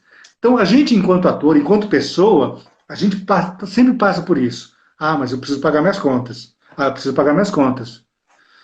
E isso, né, se modificou radicalmente aos meus 30 anos de idade. Se vocês quiserem saber, eu até conto. Né? Foi Por exatamente um favor. momento de virada na minha vida, onde eu larguei tudo, literalmente. Né? Fazendo uma peça de teatro. E eu tive, né, com 30 anos de idade, né, para quem estuda astrologia, é chamada Revolução de Saturno. Com uns 29, 30 anos de idade, quem está passando por isso, tem uma mudança muito significativa na vida. Ou você tem essa mudança, ou você cresce a barriga e vai empurrando com a barriga a vida. Né? Então, naquele momento, eu tive a oportunidade de ler um monte de coisa, né, de religiões, de filosofias, de vida, né, e de perceber que eu estava passando um momento muito especial, específico, né, e eu fazia uma peça no Teatro do SESI, na Vila Paulista, chamado Confusão na Cidade. Eu já tinha participado de um grupo de pessoas que fazia um teatro alternativo, e eu fui expulso desse grupo, porque eu comecei a me manifestar. Até então, o quietinho, o mudinho, que não falava nada, começou a falar. E a gente estava passando um processo naquele momento a gente estava revisitando os anos da ditadura, né? Anos de 68, né? A maioridade de 68, que era o nome da peça. Então, todo esse processo, as pessoas envolvidas, algumas delas, estavam num processo daqueles que estavam repetindo os processos ditatoriais de seres que estavam no poder. E eu comecei a me manifestar, falei assim, pô, esse cara é meu amigo, a gente come junto, não sei o quê, e o cara está agindo comigo e com o grupo como se fosse um general. Né? E eu falei assim, não, cara, tá errado, não é assim. Né? E aí as pessoas começaram a se, opa, peraí, e eu fui expulso do grupo. Né? Amorosamente, de uma certa maneira. Né? Mas tinha uma mesa, tinha um pão e tinha uma garrafa de vinho. E 13 pessoas em volta dessa mesa quando eu fui expulso. Então, para mim, tem um simbolismo muito grande. A Bíblia, naquele momento, a figura de Jesus foi muito forte para mim. Né? E aí, quando eu li aquelas coisas da vida dele, né? Ele pode ser uma figura histórica, uma figura religiosa, não importa. Para mim, importou não só dele, mas de vários outros grandes mestres da história. E aí, a figura dele falou assim, cara, se você quer encontrar o reino dos céus, abandona né, a tua vaidade, o teu dinheiro, a tua família, tudo, e me segue. E eu fiz isso, cara. Né? Fiz isso. Né? Me chamaram de louco. Né? E tinham todas as razões para me chamar de louco. Né? Porque eu dei tudo que eu tinha na minha vida. Estava casado, me separei, queria morar numa comunidade. Ou seja, tive uma posição radical completa. Mas você Parei chegou de a ser morar em uma ator. comunidade, não? Não consegui. Não, eu cheguei a ter algumas manifestações, né? Passar alguns dias, e foi pedido, eu pedi para morar nesse local, e não me deixaram. Então, assim, tem algumas situações na vida que a gente vai aprendendo, né? Quando você tenta um movimento e tem um movimento reverso e você não consegue fazer aquilo, naquele momento você se sente rejeitado, né, meio fora do ninho, né, mas ao longo do tempo você percebe que não era aquele momento, não era para ser aquilo, mas aquilo foi guardado dentro de mim. Então, ao longo de todos esses 30 anos, eu parto meio que, ao longo das minhas relações pessoais, né, de família, de amizade ou de trabalho, eu sempre fui aquele que abdiquei do meu ser, do meu querer, para estar à disposição da situação. E isso muito a filosofia oriental me deu. Né? Eu me tornei um consultor de Feng Shui, que é baseado na filosofia oriental. Né? E que é muito difícil para nós, ocidentais, termos essa capacidade de perceber que a vida não é só ação, ela é também contemplação. A gente está sempre na loucura, né? Eu faço muitas consultorias para as pessoas. E ela fala assim, minha vida está uma loucura. Está uma loucura mesmo, porque você trabalhava às 8 horas da manhã, né? Sai correndo, não vê o filho, fala mal com o marido, com a esposa, e ganha muito dinheiro, é famoso, mas não vive a vida. Não vive a vida. Ela não se percebe enquanto... eu sempre pergunto para as pessoas, escuta, você consegue parar e ficar quieto sem ficar com problemas? Porque a gente tem sempre uma coisa assim, eu preciso estar produzindo para ser alguém. E quando você fica sem fazer nada, fala assim, ah, meu Deus, né? Eu vou entrar em depressão, e vou me matar. E as pessoas, né? A sociedade moderna tem um pouco isso. Né? Se você não está em evidência, se você não está fazendo, você entra em depressão. Mas, Porque você precisa produzir. mas além da consultoria de Feng Shui, o que mais você faz hoje? Eu virei ativista animal e ambiental. Uhum. Né? Aqui na minha cidade, né? Eu já tive, de alguma maneira, mais envolvido com essa história de morar no mato, de plantar, de viver num sítio, ou seja, toda essa energia mais alternativa, de construir a casa com as próprias mãos, né? Eu tive essas oportunidades. E aqui na cidade onde eu moro, eu só vim para cá porque o meu pai ficou doente em 2005, em estado terminal, eu morava em Alto Paraíso, num sítio, né? Era outro, né? Era outra história. E aí ele estava em estado terminal e ele, antes de morrer, me pediu, escuta, você fica aqui morando com a sua mãe e minhas 3 irmãs, que as 3 irmãs moravam aqui, né, na mesma cidade? E eu falei assim, tá bom, eu fico. Né? Abdiquei de uma vida, né, custou meu casamento naquela época, né? Eu já tive 4 histórias, né, amorosas, né, 4 casamentos, e aquele foi meu terceiro. E custou, né? Porque assim, a gente faz algumas escolhas. Custou todo o meu processo de vida, do que eu queria, dos meus desejos, para estar aqui com minha mãe. Estou há 15 anos com ela. Né? E minhas 2 tias já morreram, ficou mais uma só. Então, eu estou aqui. E durante todo esse processo, eu vi a cidade sendo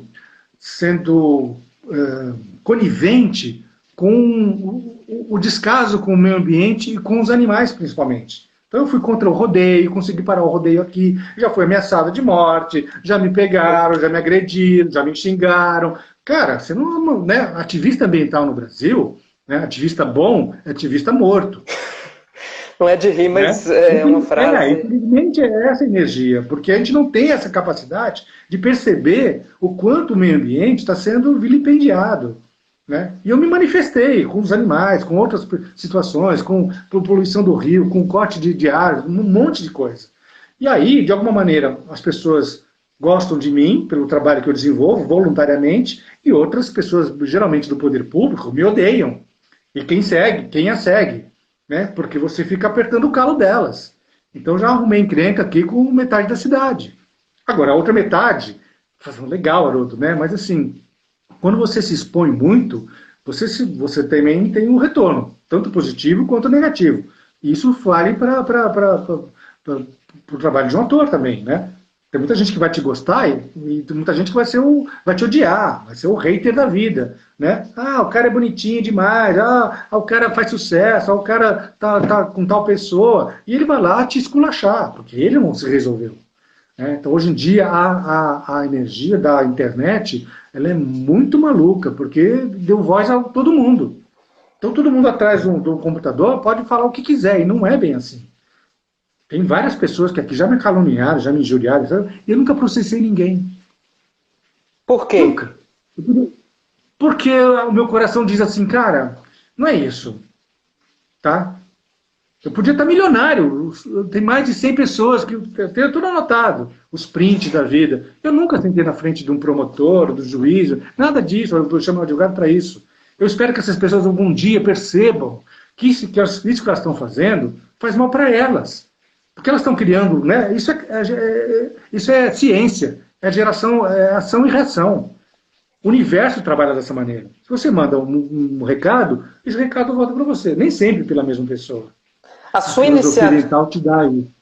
A sua iniciativa, não digo em relação a esses ataques pessoais que você sofreu, mas dentro da sua atuação enquanto ativista ambiental, enquanto defensor da causa animal, acabou te levando para a política nesse município onde você mora hoje, né? Município de São Pedro, no interior de São Paulo. Você foi candidato a vereador na eleição de 2016, correto? E agora... Eu fui pré-candidato a prefeito, louco, completamente louco, né? Assim, eu fiquei 20 anos sem votar. 20 anos. Quando eu abandonei tudo, eu fiquei sem votar. Eu vivi alternativamente. Né? Eu era um maluco beleza. tá? Circulando por aí com a roupa do corpo, né? Conhecendo muita gente, fazia pão, às vezes viajava, encontrava uma pessoa na rua, oi, tudo bem, quem é você? As pessoas não me conheciam mais, porque eu estava fora né, da evidência da novela. Oi, tudo bem? Ah, vamos lá para casa. E aí eu fazia um pão, eu já fazia o feng shui, ou seja, eu arrumava a casa da pessoa intuitivamente, deixava tudo bonitinho, arrumado, e aí ficava 3, 4, 5 dias, uma semana, e seguia em frente. Eu passei muitos anos fazendo isso. E eu nunca, depois que eu abandonei minha profissão, eu nunca mais cobrei pelo que fazia. Cada um dava o que queria, seja fazendo consultoria de Feng Shui, seja fazendo pão, ou seja dando aula de teatro. Até hoje eu trabalho assim. Né? Durante um pequeno período, eu falo assim, olha, cobre tanto, não sei o quê, mas quando uma pessoa não tem, a pessoa dá quanto quer. Né? Então, eu nunca mais tive essa relação com dinheiro, né? Porque essa coisa da mercadoria, de você, enquanto ser humano, enquanto ator, enquanto pensante, de que maneira você vende a si próprio? Em algum nível você vai se vender. Né? Seja intelectualmente, seja o teu físico, seja a tua beleza, seja o que for. Você vai ter que vender o teu produto. Qual que é o teu produto? Agora, quando a gente se vê enquanto ser humano, mas quanto custa a tua vida? Quanto custa a tua vida do teu pai, da tua mãe, do teu vizinho, ou de um animal, ou de uma árvore? Não tem preço. Na hora que você começa a perceber que existe né, uma coisa um pouco maior, um pouco além do que a gente vê, né, pelos olhos físicos, você começa a perceber que não dá para você, né, agir. Ah, tá tudo bem. Não é mais assim. Então, isso, de alguma maneira, é um grande peso para mim. E, ao mesmo tempo, uma grande liberdade. Eu tenho esses dois lados que eu tenho que conviver. Né? Não é fácil. Hoje em dia eu rio, e rio dos caras que me ameaçaram, eu rio. Eu não tenho mais medo da morte. Se o cara quiser me matar porque eu sou contra, tudo bem, faz parte. E a política tem muito disso. No nosso país tem isso. Quantos não morreram agora, né? Vereadores, não sei o quê, morreram, foram mortos. Né? E a gente tem histórias aí por causa da política. Então eu fiquei 20 anos sem votar. Esse atual prefeito que agora está saindo, ele veio bater na minha porta. Ó, eu quero o seu voto. Ah, tá bom, chega aí. Estou há 20 anos sem votar. Vou votar em você, né? Vou dar uma chance, né? Estou aqui, estava com um movimento de fazer de montar uma ecovila aqui em São Pedro. Falei assim, de repente, se precisar de um trator, de um caminhão de terra, qualquer pessoa aqui na cidade tem direito, eu quero. Não quero cargo, não quero dinheiro, não quero nada. Só quero, no mínimo, fazer, olha, sentar com você e repensar um pouco o problema ambiental na cidade. Ah, não, maravilha, vamos lá. Fiquei 1 ano e 2 meses para falar com ele. Ele não me recebia. Eu estava com um grupo de 20 pessoas aqui na cidade que dava curso de comida, de posse animal, de tudo, de construção, de tudo que você possa imaginar. 20 pessoas. Eu pedi um espaço para ele, para dar curso gratuitamente para a cidade. Ele falou assim, olha, não tem ninguém para abrir a porta do museu lá, onde tinha lá o auditório. Cara, não. É curioso não, que não. alguém com uma visão tão altruísta e espiritualizada tenha feito um personagem como esse sobre o qual nós conversamos hoje, né, Haroldo? Mas Assim, são os extremos. é o São os fogo e a extremos. água, é a yin e yang. Mas o grande barato do yin e do yang é que, assim, se você escolher, escolha o da luz. Porque a escuridão está com você. Né? E se você, né, porque o que integra o masculino e o feminino, o bem e o mal, o claro e o escuro, é o chamado Tao, que está associado à energia do vazio.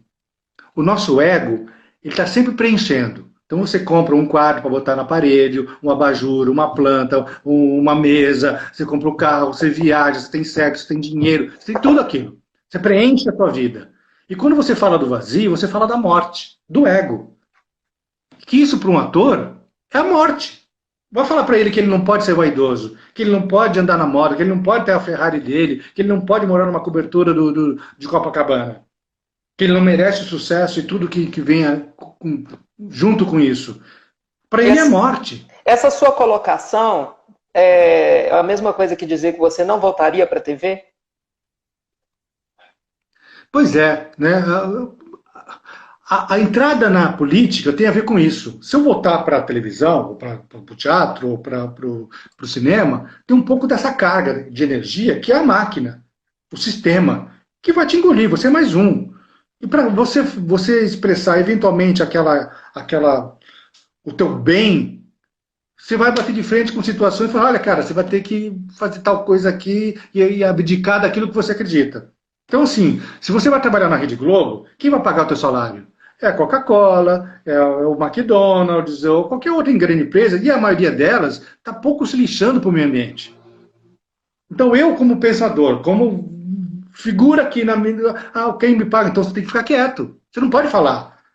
Né? Então, existe, sim, um controle de quem é empregado, que você não pode se expressar de determinadas maneiras.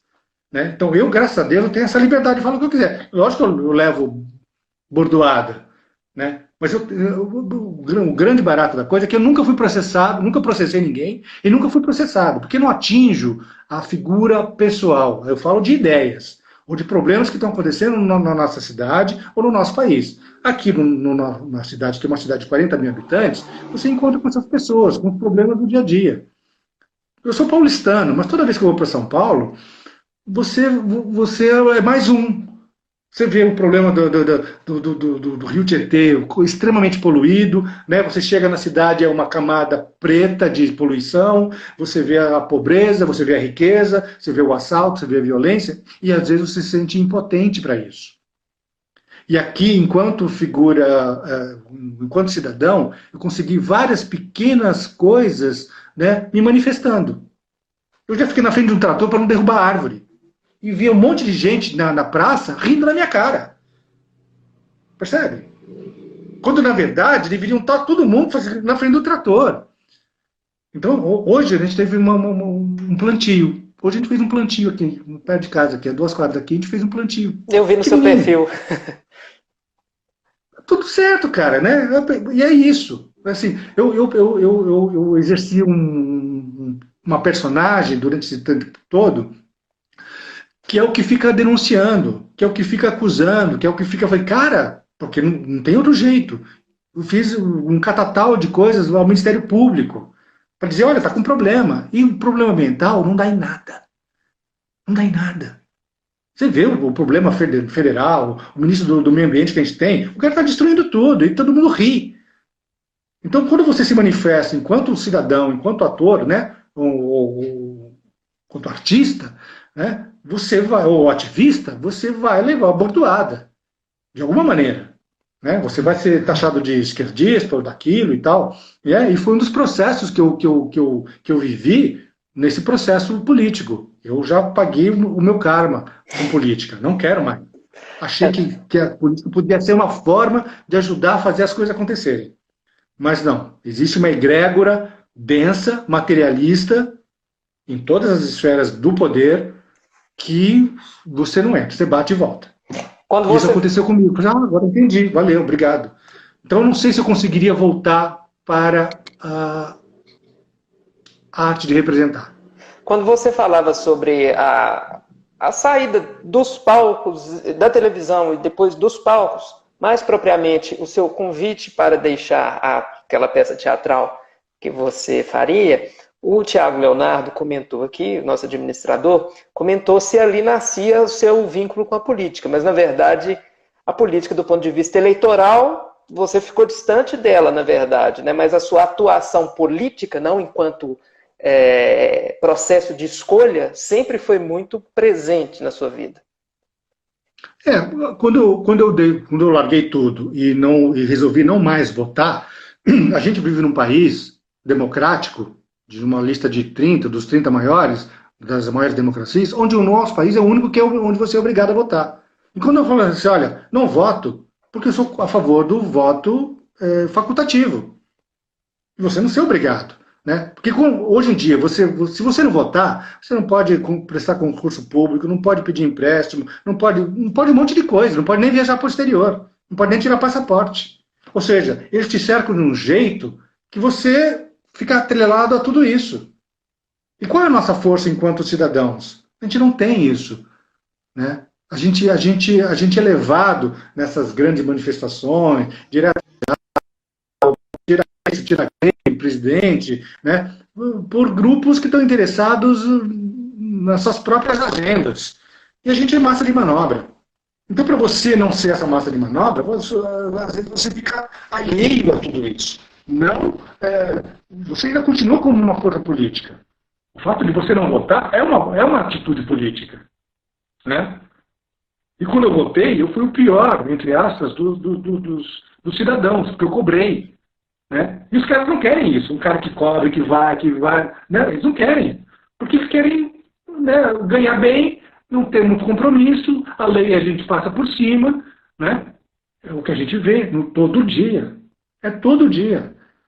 Então, a gente se desgasta muito. Então, eu estou no momento, falo assim, olha, esse grupo que está continuando, eu falo assim, olha, eu quero mudar de cidade, eu não quero mais ficar aqui. Eu estava comprometido a sair dessa cidade, eu não quero mais brigar com essas pessoas por mais 4 ou mais 8 anos. Né? Porque eu estou sozinho aqui na cidade. Eu virei ativista ambiental por força das circunstâncias. E não tive medo, vamos embora, vamos bater de frente. Só que as pessoas todas falam, legal, maravilha. Então elas me mandam fotos, me mandam vídeos, mas por favor, não ponham o meu nome.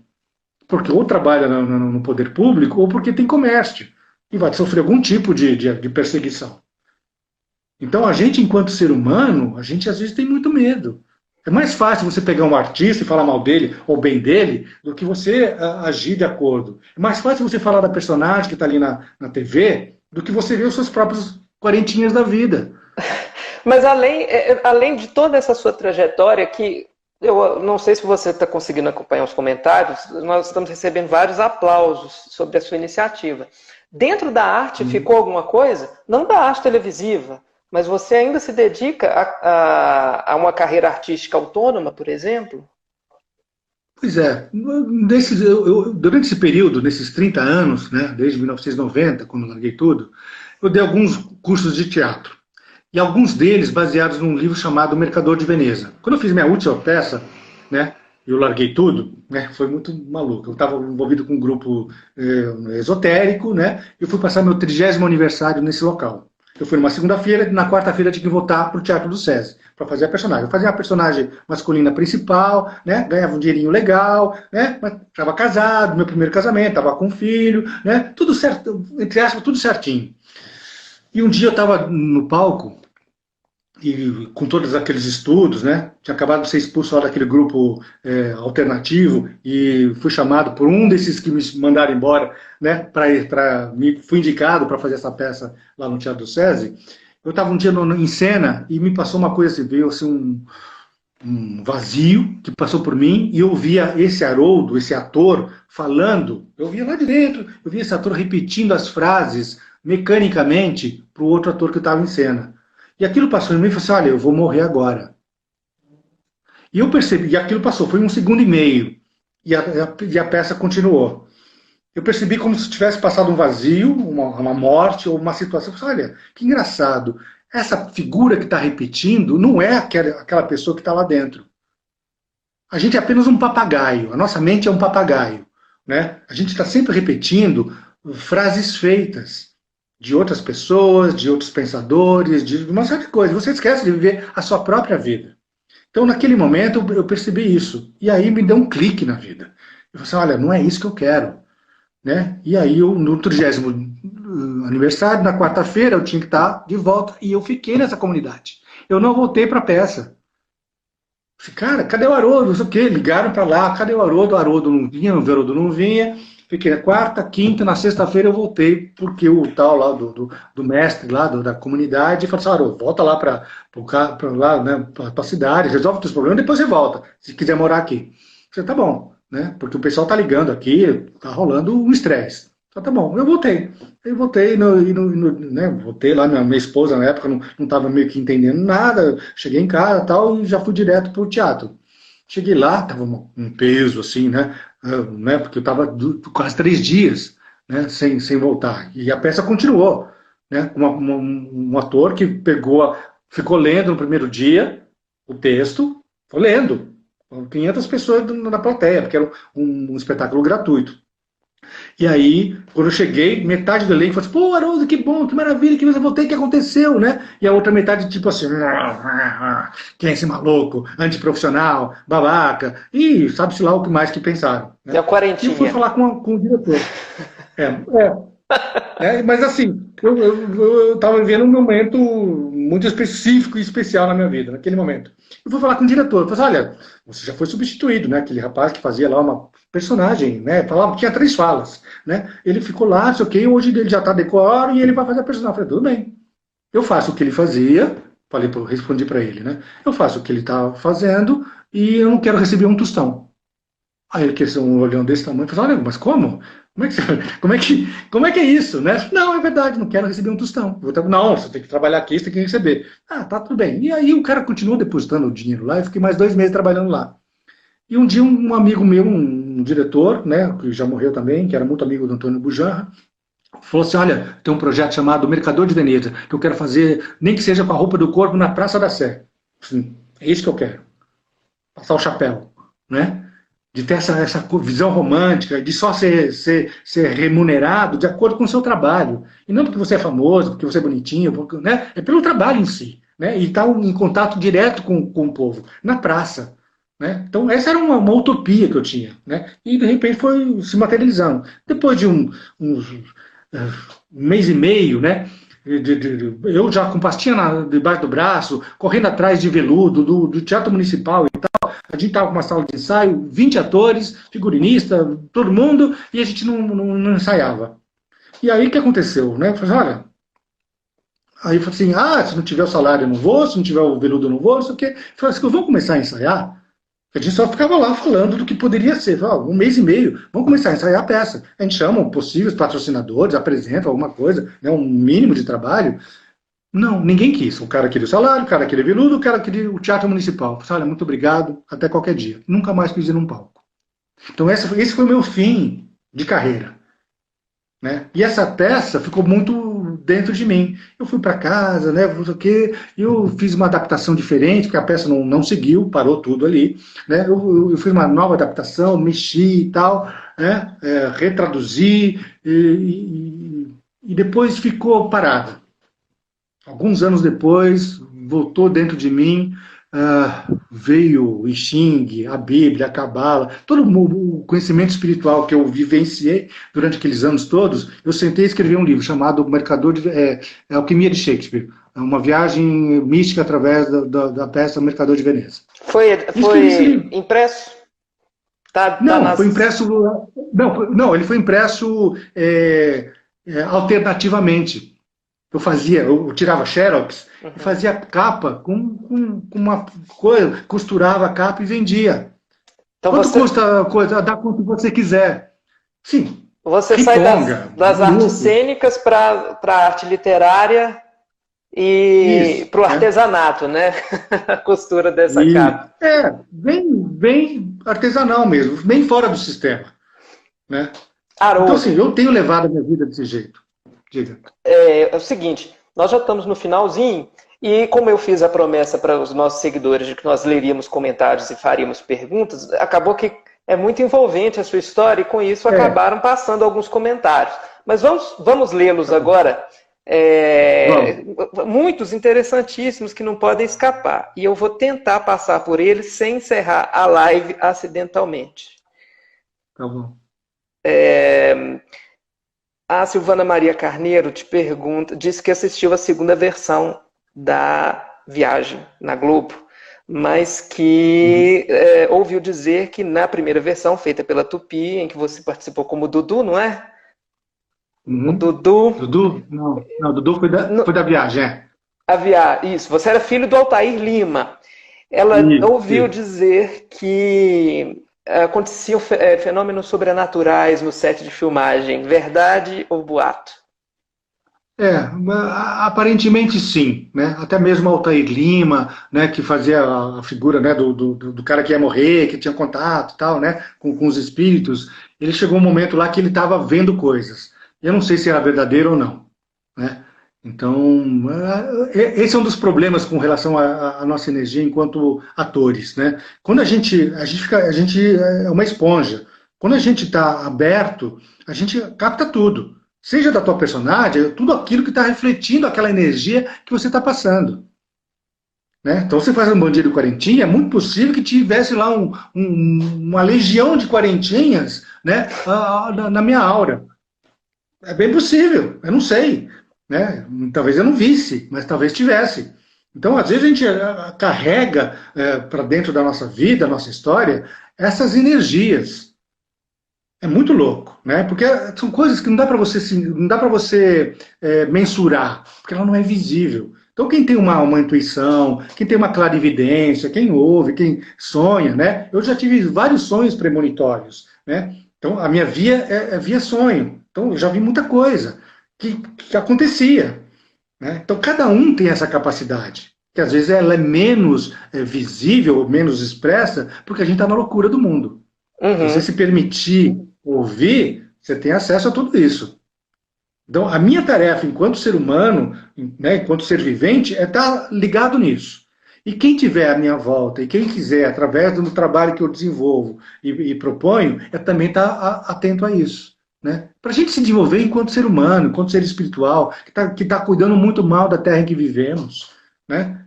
A gente não pode ser feliz numa terra onde tem gente que passa fome e morre de fome. Não dá para ser feliz. Mas é Né? Você chocante pode estar você falar. bem. É chocante você falar isso. Eu já tinha ouvido falar também pelo um depoimento do Everton de Castro, que fez o Alexandre, que era o vilão do Umbral. Uhum. Mas sobre o Altair eu nunca tinha ouvido falar. Daí a importância dessas Tinha que lives. ter. Eu não lembro direito especificamente o que era, mas tinha um zum, zum, zum, entendeu? Como eu era jovem e não estava muito ligado naquilo, eu vi umas histórias, mas caiu tal coisa, caiu, né? Sempre tem, e sempre acontece, porque você atrai isso. Quando você fala de uma novela espírita, opa, vamos lá, os espíritos estão lá, vamos aproveitar, deixa. Acontece muito disso. Né? Então, você faz uma personagem, você atrai aquela energia associada àquilo. Seja um surfista, seja um deputado, seja um empresário, seja o que for, bom ou mal, herói ou anti-herói, você vai atrair aquela energia. E se você não tiver a capacidade de perceber isso, você entra naquilo e dança. Você se perde enquanto ser, né?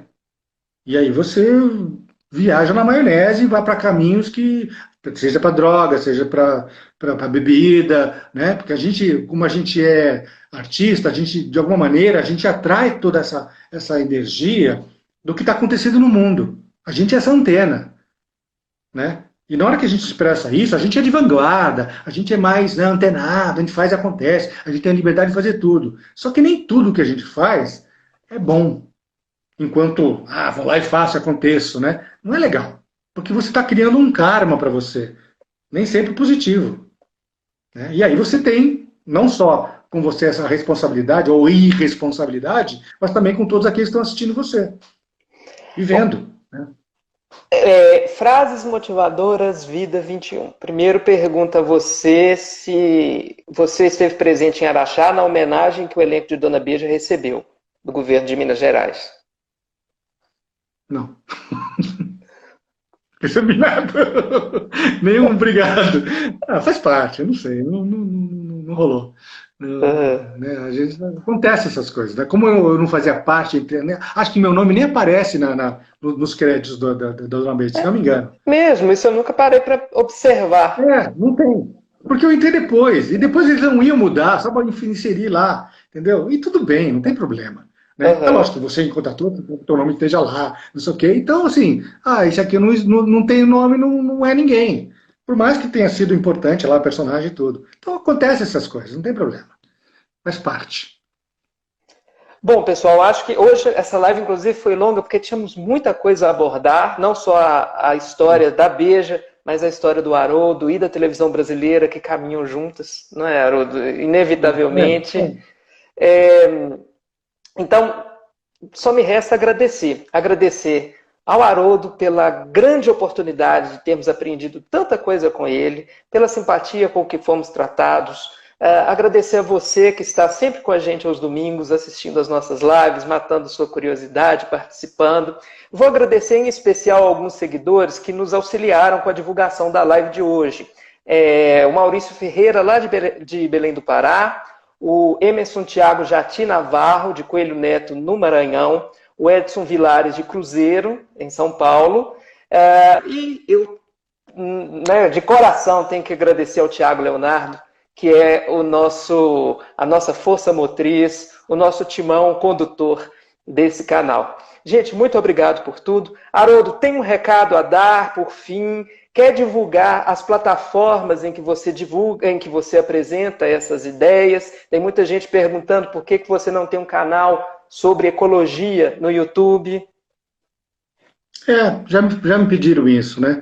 Essa coisa do estar presente, essa coisa do ser um youtuber, não é muito a minha praia. Talvez eu não tenha essa capacidade, essa verve e tal, né? E mesmo porque o meu trabalho é muito específico aqui na cidade, né? Eu acho que a gente pode alargar isso, mas daí a gente fica só no plano da filosofia e você não tem a possibilidade de fazer isso na prática, tá? Então, assim, eu tenho um canal não, uma página no Facebook chamado SOS Meio Ambiente São Pedro, né? Eu tenho minha página no Facebook que é de fotografia, né? Agora eu saí tirando fotos por aí, né? Eu ainda sou amador e fico meio que me manifestando artisticamente. E basicamente é isso, né? E tem minha página pessoal, tanto no Instagram quanto no Facebook, né? E assim, quem quiser, ou quem quiser saber mais, ou pedir consultas sobre o Feng Shui, sobre a sua casa, sobre a sua vida, né, eu estou à disposição. Né? Meu trabalho custa quanto cada um quiser dar. Né? Se eu tiver que movimentar daqui para São Paulo, outro lugar, eu peço no mínimo a gasolina. E depois o resto dá quanto quer. É muito legal isso. Eu já fiz muitas trocas, é muito interessante. É uma forma da gente ver o mundo de outra forma. Né? Que existe essa possibilidade. Eu vivo assim há 20 anos. Dá para fazer. Dá para fazer. Então, é muito legal. Então, eu espero que todos os que aqui tiveram presentes, né, vendo a live, aqueles que eventualmente vão ver ainda, né, na repetição, que acredito vai ficar aí no canal, que a gente possa, assim, eu não tenho nenhum tipo de separatividade. Me liga, né, tem meu WhatsApp lá, tem mensagem, estou à disposição. Né? Às vezes falar muito sobre as personagens me cansa um pouco, porque às vezes eu não lembro, porque às vezes, né, às vezes são as mesmas perguntas, mas se for para falar a respeito da vida, né, do quanto cada um queira se manifestar e se expressar amorosamente, né, enquanto ser espiritual, estamos junto. Tá bom? Eu quero agradecer você, a todo o pessoal que está junto, que fez essas divulgações engraçadíssimas e muito importantes. Eu revisitei esses dias todos aí, foi muito legal. Né? Então, eu também estava ansioso, de uma certa maneira, de estar aqui, de compartilhar, de falar, e às vezes muita gente não sabe um pouco do porquê que a gente fez e depois por que largou. Nós tem muita história ainda, né? Mas um dia a gente conversa de novo, se for possível, tá? Mas eu quero agradecer a vocês todos, né, da novela Dona Beija, façam outras lives com outros atores, que tem muitas histórias legais e interessantes, né? E é importante o trabalho que vocês têm desenvolvido para que a memória da TV ou da arte em si seja preservada, tá? E seja cultuada, tá bom? Essa é a nossa intenção. É isso aí. E a gratidão é toda nossa, Haroldo. Todos nós, não só do canal, mas os seguidores, certamente estão muito gratos com todas as suas palavras de hoje. Maravilha. Eu que agradeço. Um abraço. Boa noite a todos. Até, tudo de bom.